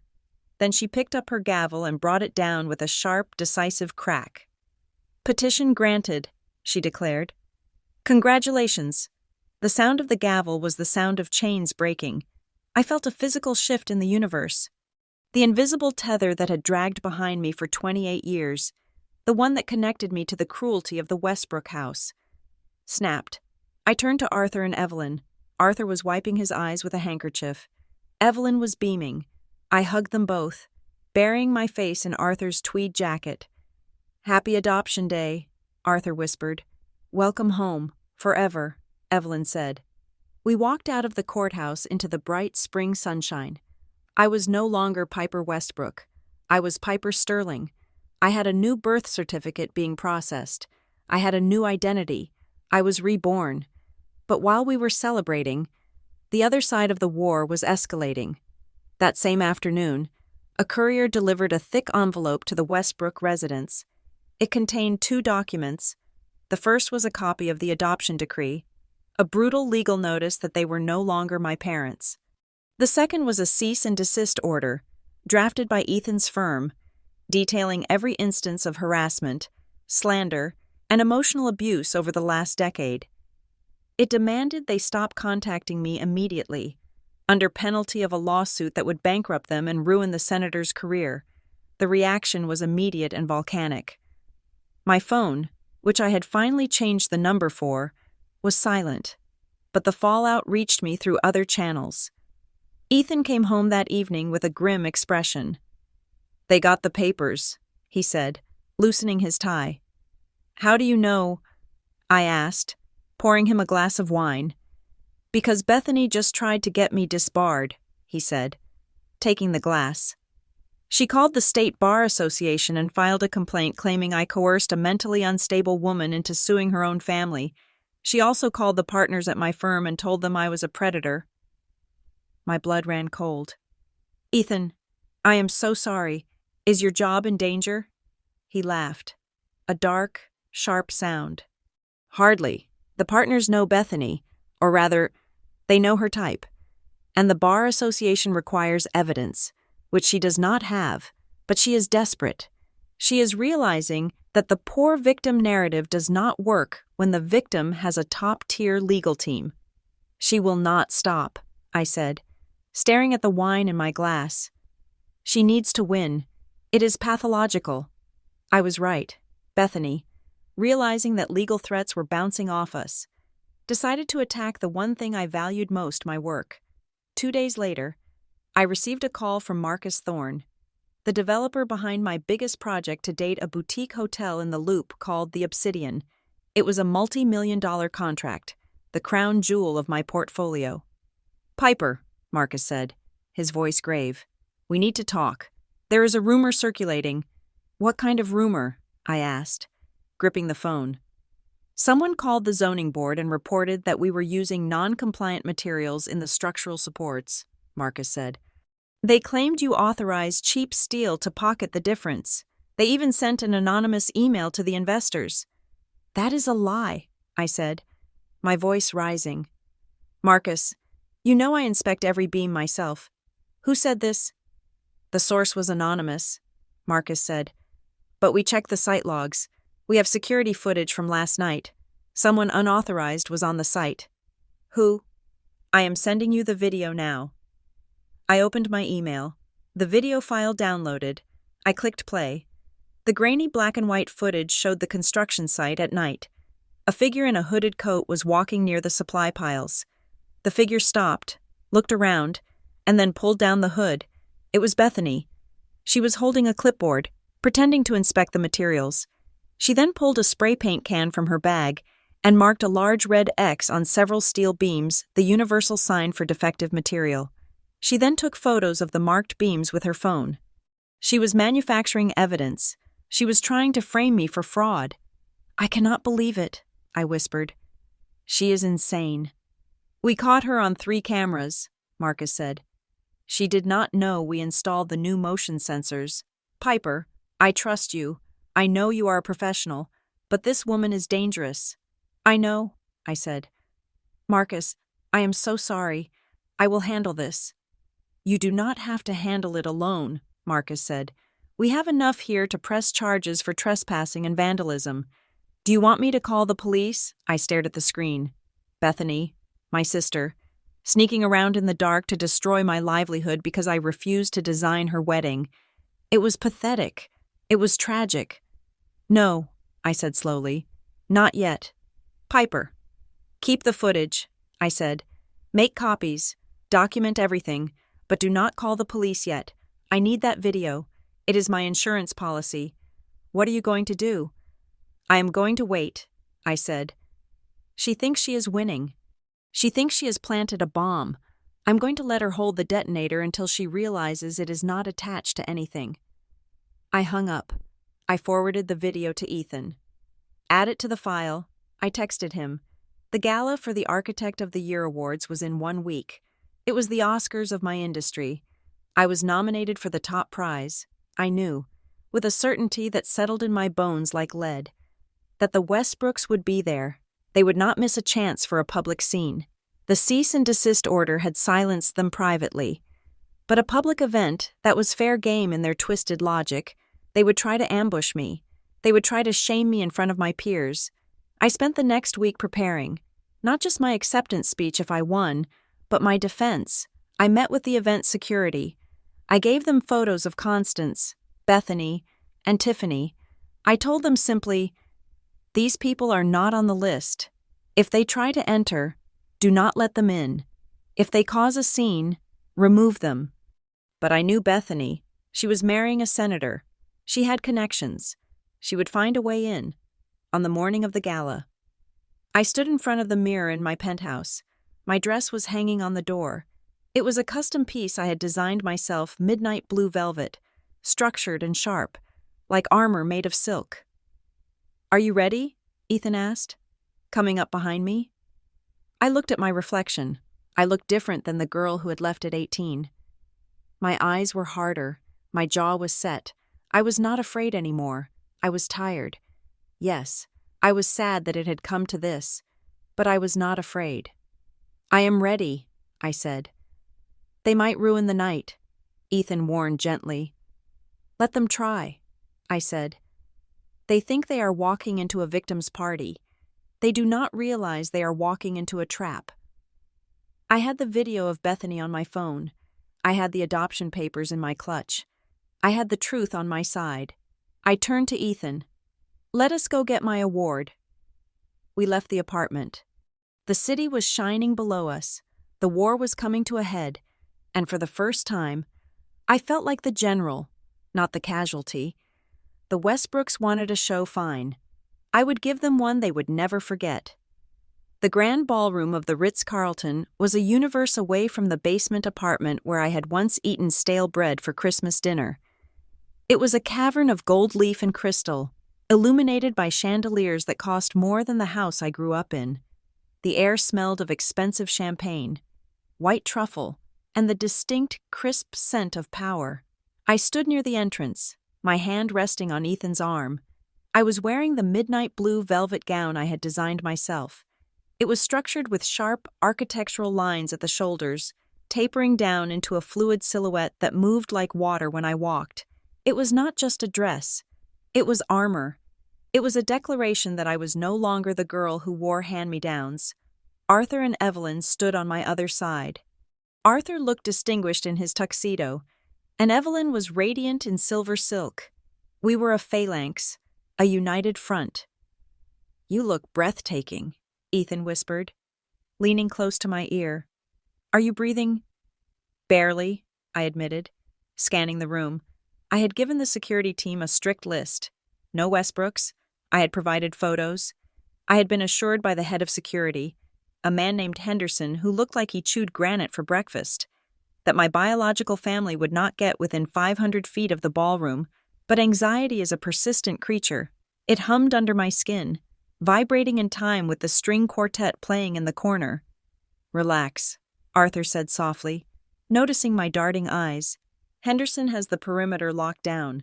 Tonight is about you, Piper. It is about your work." I nodded, trying to force my shoulders down. "I know. I just have a feeling." "Ignore it," Evelyn said firmly. "That is just the ghost of the past trying to crash the party. Do not let them in." We moved into the crowd. I was greeted by colleagues, competitors, and critics. The praise was overwhelming. "Brilliant work on the obsidian," one developer said. "You have redefined the Chicago skyline." Another added, "For an hour, I allowed myself to believe that I was safe.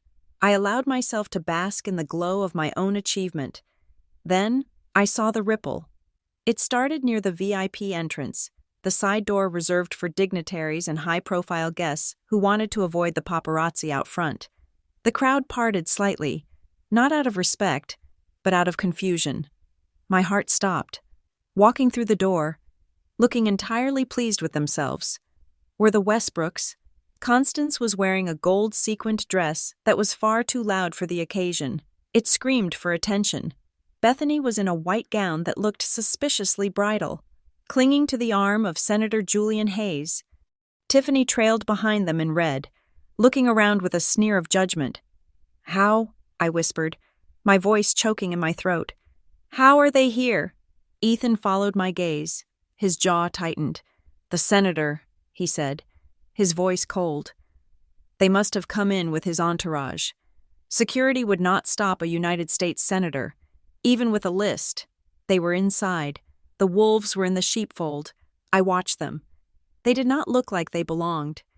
In a room full of understated elegance and quiet confidence, they were manic energy. Constance was already grabbing a waiter by the arm, demanding a drink.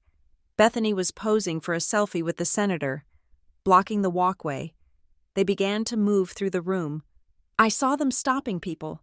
I saw Constance leaning in close to a journalist from the Chicago Tribune. I saw her gesturing wildly, pointing a finger in the air, her face contorted in a mask of tragic suffering. She was telling the story, the lie, the narrative of the abandoned mother and the heartless daughter. "I am going to have them removed," Arthur said, stepping forward. "This is unacceptable." "No," I said. I surprised myself. I reached out and grabbed Arthur's arm. My grip was hard. "Piper." Evelyn looked at me with concern. "They are spreading poison. Look at them." I looked. I saw the journalist glancing around the room, looking for me. I saw the whispers starting to spread like ink in water. People were turning their heads. The eyes that had been looking at me with admiration were now looking at me with curiosity, with judgment. "If we throw them out now," I said, my voice steadying, "they win. They become the martyrs. They will go outside to the cameras and scream that I had my own mother dragged out by security. It will confirm everything they are saying." "So what do we do?" Ethan asked. "Let them ruin your night." "No," I said. "We let them play their hand, and then I show my cards." I took a deep breath. "Come on, let us go say hello." "Are you sure?" Ethan asked. "I am done running," I said. We walked across the ballroom. The crowd seemed to part for us, sensing the impending collision. It was like high noon in a western, only with tuxedos and champagne. Constance saw me coming. Her eyes lit up. She nudged Bethany, who immediately pasted a sad, longing expression onto her face. The senator looked uncomfortable, checking his watch, clearly realizing too late that he had walked into a minefield. We stopped 5 feet away from them. "Piper!" Constance cried out, loud enough for half the room to hear. She opened her arms. "Oh, my darling, we were so afraid you wouldn't see us. We just wanted to be here for your big night." She moved to hug me. I took a step back. The rejection was public and sharp. Constance dropped her arms, her smile faltering for a fraction of a second before she recovered. "Still so cold," she sighed, shaking her head for the benefit of the onlookers. "After everything we have done to reach out, we just want to love you. Piper." She turned her gaze to Evelyn Sterling. The two mothers locked eyes. It was a study in contrasts. Constance, glittering and frantic, versus Evelyn, cool and serene in silver. "Mrs. Sterling," Constance said, her voice dripping with artificial sweetness. "It is so good to finally meet the woman who has been looking after my daughter." Evelyn did not blink. "Mrs. Westbrook, I really must thank you," Constance continued, stepping closer, invading Evelyn's personal space. "It was so kind of you to take Piper in when she was having her little episode, but I am sure you are relieved that we are here now. You do not have to burden yourself anymore. I have come to take her back. Family belongs with family. After all." The audacity was breathtaking. She was speaking as if I were a lost coat she had left at the dry cleaners. Evelyn smiled. It was a terrifying smile. It was the smile of a lioness looking at a gazelle that had just tripped. "You seem confused."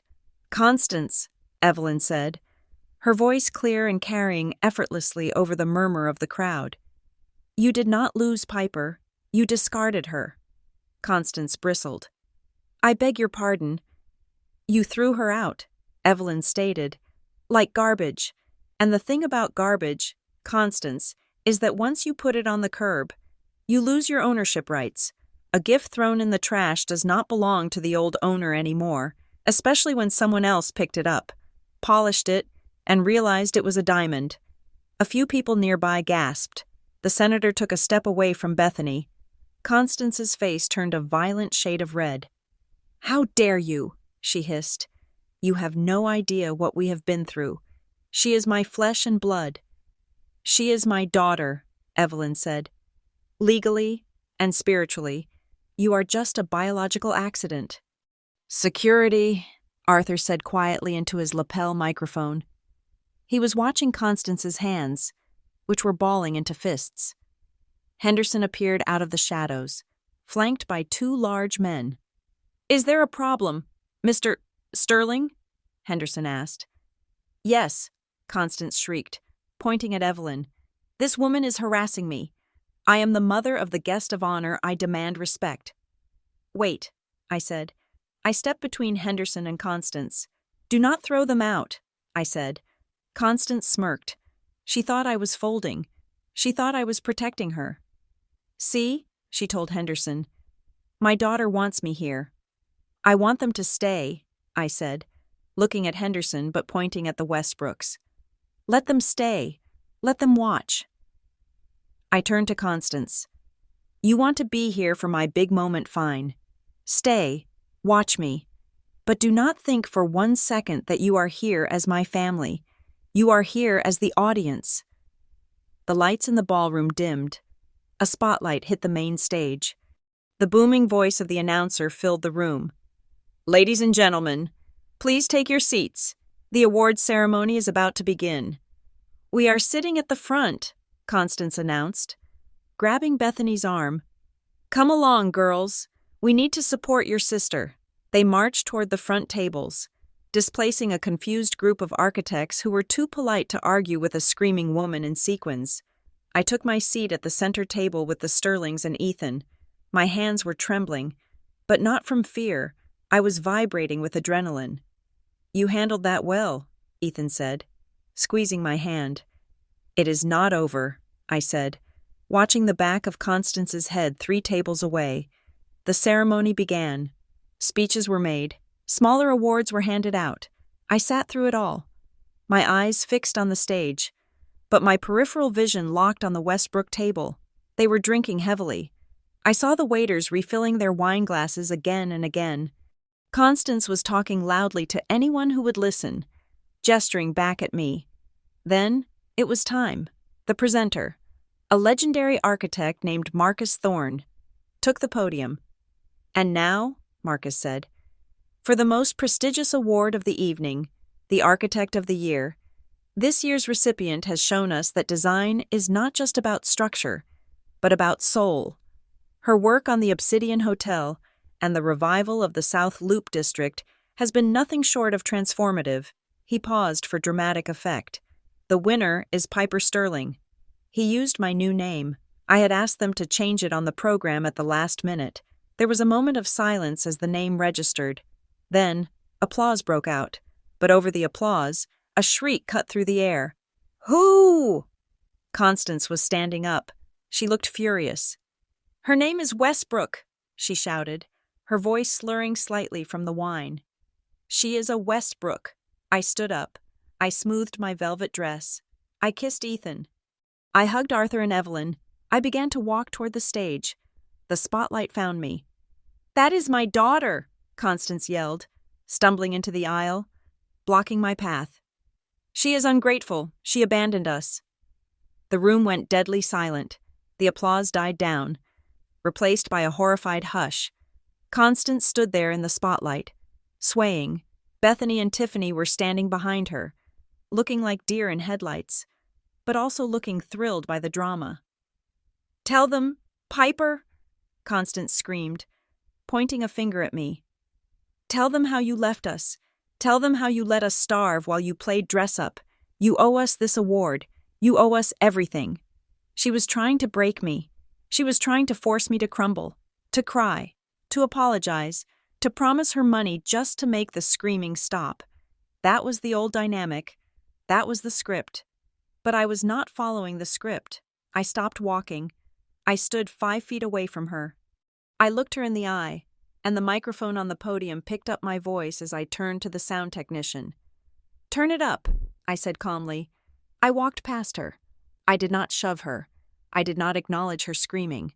I simply walked around her as if she were a piece of furniture that had been placed inconveniently in the hallway. I walked up the stairs to the stage. I took the crystal trophy from Marcus Thorne. I stood at the podium. Below me, Constance was still screaming. "Do not ignore me. I am your mother." "Boo!" Tiffany yelled. "Fraud. She is a fraud." The security guards were moving in now, but I held up a hand. "Let them speak," I said into the microphone. My voice boomed through the speakers, silencing the room. I looked down at them. They looked small from up here. They looked messy and chaotic and pathetic. "They want to tell you a story," I said to the audience. "They want to tell you about the girl who left. So, let me tell you the truth about why she left." I gripped the podium. The cool crystal of the award pressed against my palm. This was it.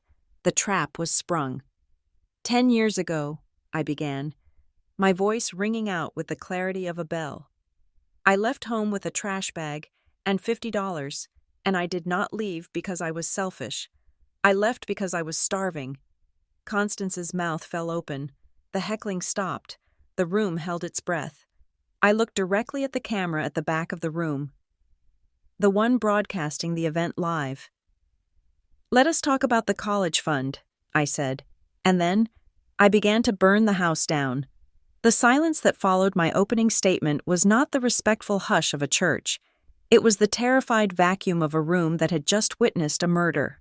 Constance stood in the aisle, her mouth still open, her face a mask of smudged mascara and crumbling foundation.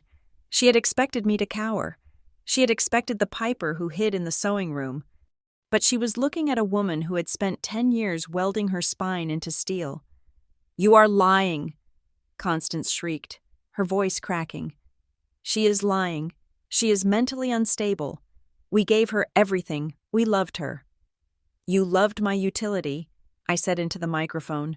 My voice did not shake. It boomed through the speakers, bouncing off the vaulted ceiling, filling every corner of the ballroom. "You loved that I was quiet. You loved that I was a servant, and you loved the money my grandmother left me more than you loved my future." I looked out at the sea of faces, the titans of industry, the press, the socialites. They were transfixed. "This award," I said, lifting the crystal trophy slightly, "is for building things that last. But to build something strong, you have to clear the rot from the foundation first." I looked directly at Constance. "You call me ungrateful. You tell the world I abandoned you. But you forgot to tell them about the night I turned 18. You forgot to tell them that when I came home with an acceptance letter to architecture school, you told me there was no money left. You forgot to mention that you drained my entire college trust fund $20,000 to buy a car for my sister and throw a party for the other." A collective gasp rippled through the room. I saw Senator Julian Hayes flinch physically, as if he had been slapped. He took a step away from Bethany, his eyes darting around the room, assessing the damage to his political career in real time. "That is not true," Bethany yelled, but her voice was thin and wavering. "She is making it up." "I have the bank records," I said calmly. "I have the withdrawal slips with my mother's signature on them. Do you want me to project them on the screen behind me? My fiancé has them on a flash drive in his pocket." Bethany shut her mouth instantly. "I left that night," I continued, addressing the audience again. "I did not leave with a moving van. I did not leave with a warm coat. I packed my life into a black trash bag. I walked out into a snowstorm with $50 in my pocket. I was 18 years old. I had nowhere to go. I slept on a floor. I ate scraps. I worked 3 jobs until my hands bled." I paused, letting the image sink in. The luxury of the Ritz-Carlton made the memory of that poverty feel even more visceral. "And do you know what hurts the most?" I asked. looking back at my mother. It is not the money. I can make money. I have made more money this year than you have seen in your entire life. No, what hurts is the silence. I walked around the podium, standing on the edge of the stage, looking down at them. 10 years, I said. 3,650 days. You never called. You never wrote. You never looked for me. I spent 10 Thanksgivings eating alone or with strangers. I spent 10 Christmases watching other families love each other. You did not care if I was alive or dead until you saw my name in a magazine. You did not want your daughter back. You wanted a free wedding planner and a photo op for your son-in-law. That is not fair, Constance sobbed, trying to pivot to the victim role, clutching her chest. I am your mother. You have to honor me. Honor is earned, I said sharply. And you are bankrupt. I turned my gaze to the table where Arthur and Evelyn sat. They were holding hands, tears streaming down Evelyn's face. Arthur looked fierce, proud, and protective. They say blood is thicker than water, I said, my voice softening. But that is a lie people tell to trap you in abusive relationships. Family is not about whose DNA you carry. Family is about who catches you when you fall. I pointed to the Sterlings. That man, I said, pointing to Arthur, taught me how to draw a line straight when my hands were shaking. That woman, I pointed to Evelyn, fed me when I was starving and told me I deserved to take up space. They are the ones who sat in the hospital with me. They are the ones who celebrated my birthdays. They are the ones who loved me without conditions, without asking for a single thing in return. I took a deep breath. The air in the room felt electric. So, Constance, I said, you are right about one thing. Piper Westbrook is gone. She died in the snow 10 years ago. I reached into my clutch on the podium shelf and pulled out a piece of paper. I unfolded it. It was the legal decree the judge had signed. This morning, I announced, holding the paper up for the cameras, a judge granted an adult adoption petition. I am no longer your legal kin. I have no obligation to you. I have no tie to you. I looked at the cameras, then at the senator, then at the crowd. My name is Piper Sterling. The declaration hung in the air. For a heartbeat. Nothing happened. Then, the room turned. It started with the eyes, the guests, the wealthy, the powerful. The judgmental elite of Chicago turned their gaze upon the Westbrooks. It was not a look of curiosity anymore. It was a look of absolute, withering disgust. Senator Julian Hayes, realizing the ship had not just hit an iceberg, but had already split in half, made his move. He physically recoiled from Bethany. He looked at her with a mixture of horror and revulsion. "Is this true?" I heard him hiss, his voice carrying in the silent room. "Did you really steal her college fund?" "Julian, please," Bethany whimpered, grabbing his sleeve. "It was years ago. We needed the money. You have to understand." "I understand that you are a liability," the senator said. He pulled his arm away from her grasp, as if she were contagious. He turned to his aide. "Get the car. Now. Julian!"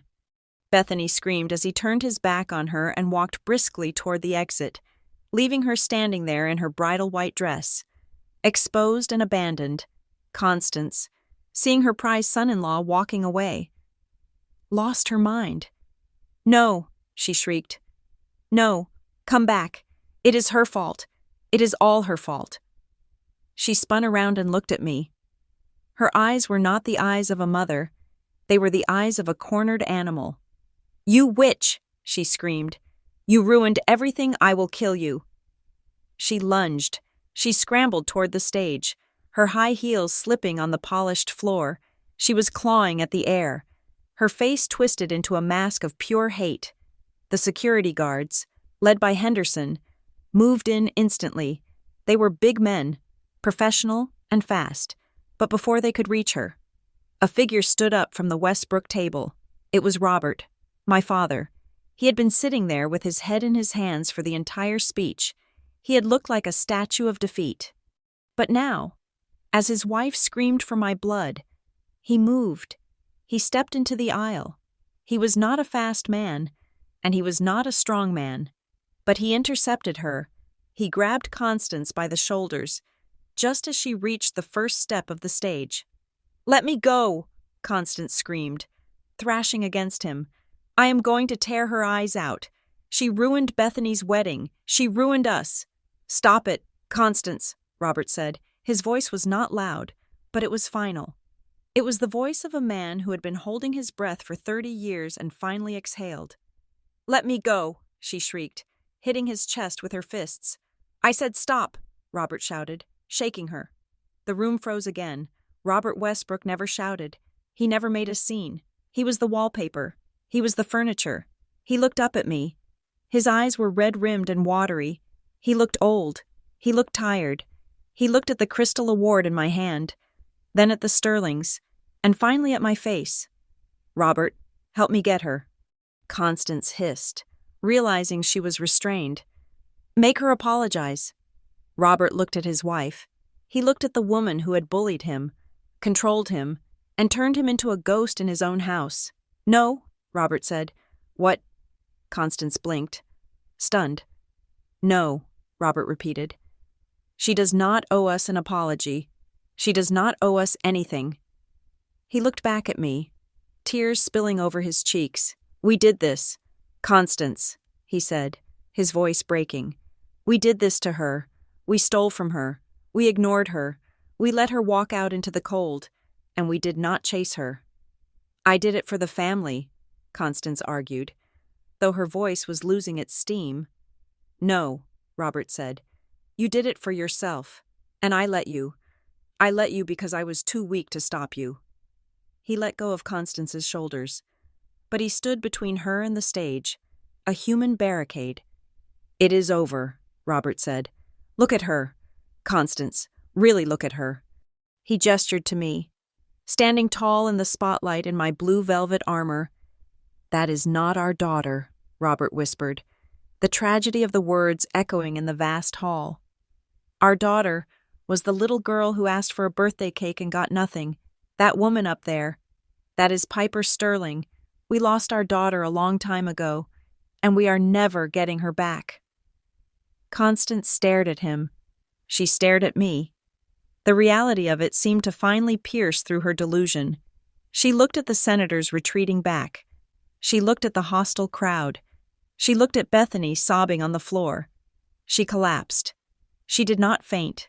She just crumpled. She sank to her knees on the plush carpet, burying her face in her hands, and let out a wail that was not angry, but mournful. It was the sound of a woman who realizes she has burnt down her own house while trying to keep herself warm. Henderson and his team arrived then. They were gentle but firm. They lifted Constance up. They guided a sobbing Bethany toward the exit. Tiffany followed, head down, trying to hide her face from the cameras. Robert stood there for a moment longer. He looked at me one last time. He did not ask for forgiveness. He knew he did not deserve it. He just nodded, a small, sad acknowledgement of my victory and his failure. Then he turned and followed the security guards, walking slowly, a man carrying the weight of a lifetime of cowardice. The doors closed behind them. The room was silent for 1 second. 2 seconds. Then, Arthur Sterling stood up. He began to clap. Evelyn stood up and joined him. Ethan stood up. And then, the entire room, 500 of the most powerful people in Chicago, rose to their feet. The applause started as a ripple and turned into a roar. It was deafening. It washed over me like a wave. I stood on the stage, the microphone still in my hand, the spotlight warm on my face. I looked at the closed doors where the Westbrooks had vanished. They were gone. The ghosts were exorcised. I looked down at the Sterlings, my family. I smiled. And for the first time in 10 years, the smile reached all the way to my soul. I raised the award high in the air, not as a weapon, but as a beacon. The war was over, and I was the last one standing. The applause that washed over me was not just noise, it was a physical force, a tidal wave of validation that swept away the last lingering fragments of the scared girl I used to be. I stood there, clutching the crystal award, and for the first time, I did not feel like an imposter. I looked out at the faces of my peers, the titans of Chicago architecture and design, and I saw respect. They were not clapping because they pitied the girl with the stolen college fund. They were clapping for the woman who had built a skyscraper out of the rubble. I finished my speech with a simple truth. "We cannot choose where we come from," I said, my voice steady and clear. "But we have absolute power over where we go. Thank you." As I walked off the stage, the energy in the room shifted. The air felt lighter, scrubbed clean of the toxicity that had walked in through the VIP doors an hour earlier. Ethan met me at the bottom of the steps. He did not say a word. He just pulled me into a hug that felt like home. Arthur and Evelyn were right behind him, their faces glowing with a pride that my biological parents had never been capable of showing. While I was being embraced by my chosen family, the disintegration of the Westbrook dynasty was taking place in the lobby, captured in high definition by a dozen paparazzi cameras. We learned the details later, but the images were splashed across every tabloid by morning. Security had escorted Constance, Robert, Bethany, and Tiffany out of the ballroom. They were not dragged, but the firm grip of the guards on their elbows made it clear they were being removed like unruly patrons at a dive bar. The real climax, however, happened near the coat check. Senator Julian Hayes, a man whose entire existence was curated for public consumption, had made his calculation. He saw the disaster unfolding. He saw the social media storm that was already brewing. Westbrook scandal was trending locally within minutes. He realized that marrying into this family was political suicide. Witnesses said he stopped in the middle of the lobby. He turned to Bethany, who was weeping and smudging her makeup, still clinging to the delusion that this was just a misunderstanding. "Julian," she had sobbed, reaching for him. "Make them stop taking pictures." Julian had stepped back, smoothing his suit jacket. "It is over, Bethany," he said, his voice loud enough for the press to hear. "I cannot be associated with this kind of behavior. My office will send a courier for the ring tomorrow." "You cannot leave me," Bethany shrieked, grabbing his lapel. "The wedding is in 3 months." "There is no wedding," Julian said cold. "There is no us.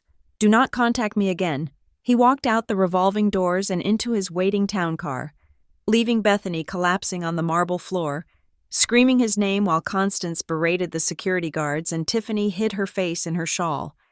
It was the total public destruction of the image they had sacrificed my childhood to build. Inside the ballroom, the gala continued. But for me, the night was over. I had done what I came to do. "Let us go," I said to Ethan. "I want a burger." We exited through the rear staff doors to avoid the circus out front. The alleyway was quiet, the cool night air smelling of rain and wet asphalt. The limousine was waiting for us, but so was someone else. Standing near the loading dock, huddled in his coat against the wind, was Robert, my father. He looked smaller than I remembered. The street lamp cast long, harsh shadows across his face, highlighting the deep lines of a man who had spent a lifetime compromising. When he saw me emerge, surrounded by the Sterlings and Ethan, he took a step forward. Ethan immediately moved to block him, his protective instinct flaring. But I put a hand on his chest. "It is okay," I said softly. "I will handle this." I walked toward Robert. I stopped 3 feet away. I did not feel the anger I had felt toward Constance. I felt a hollow, aching sadness, like looking at a house that had burned down years ago. "Piper," Robert said. His voice was raspy. He held his hat in his hands, twisting the brim nervously. "Robert," I said. I could not call him Dad. That title implies a job description he had never fulfilled. He struggled with the words. "I wanted to say I am sorry. For tonight. For your mother." "For tonight?" I asked. "Is that all?" He looked down at his shoes. "For everything. I should have stopped her. I knew about the money. I knew she took it.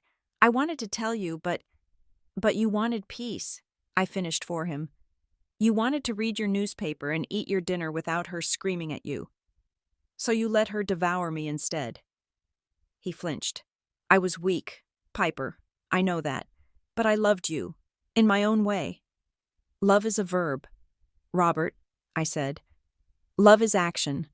Love is protecting your child when she is being hunted in her own kitchen. You did not love me. You tolerated me." "I want to make it right," he pleaded, looking up with wet eyes.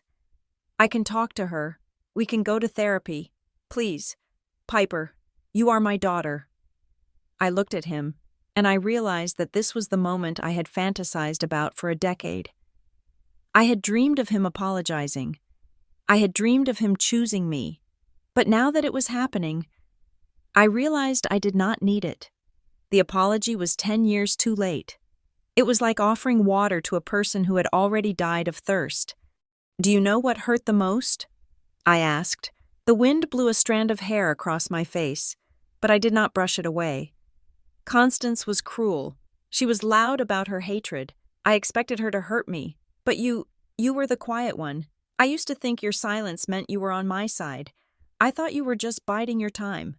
I took a step closer, looking him dead in the eye. "But I learned the truth the night I left," I said. "The silence of a bystander is not neutral. It is an endorsement.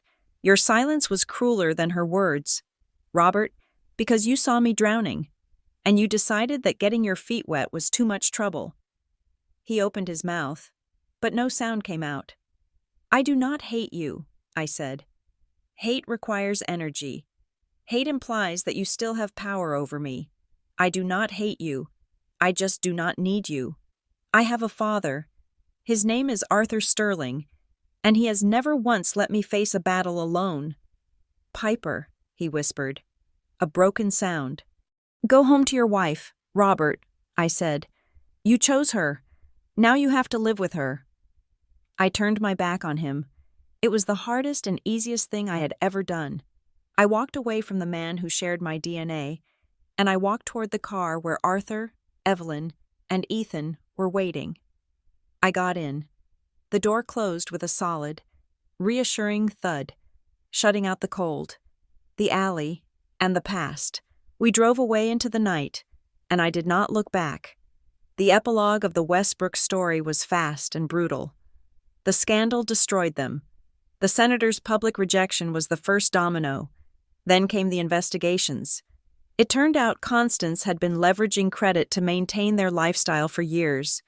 Without the prospect of a wealthy son-in-law to bail them out, the house of cards collapsed.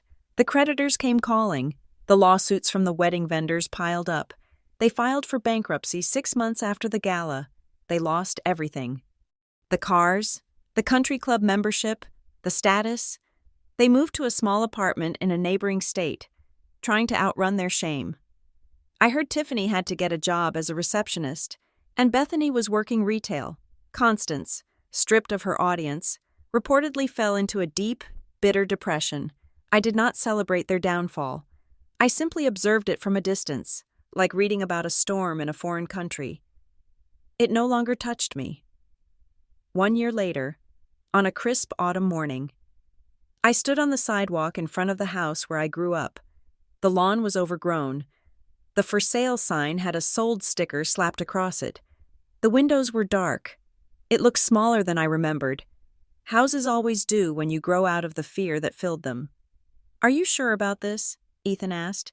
He was standing beside me, holding a blueprint tube. "I am sure," I said. I had bought the house. When the bank foreclosed on the property, it went to auction. I bought it through a shell company. I paid cash. "It is a solid structure," Arthur said, walking up the driveway and tapping the brick facade. "Good bones. Terrible spirit, but good bones." "We are going to exorcise the spirit," Evelyn said, linking her arm through mine. I walked up the steps to the front door. The same steps where I had waited for my father to come home. The same door I had walked out of with a trash bag. I reached into my pocket and pulled out the key. It was not the old key I had left on the table that night. It was the new key, the key of ownership. I unlocked the door and pushed it open.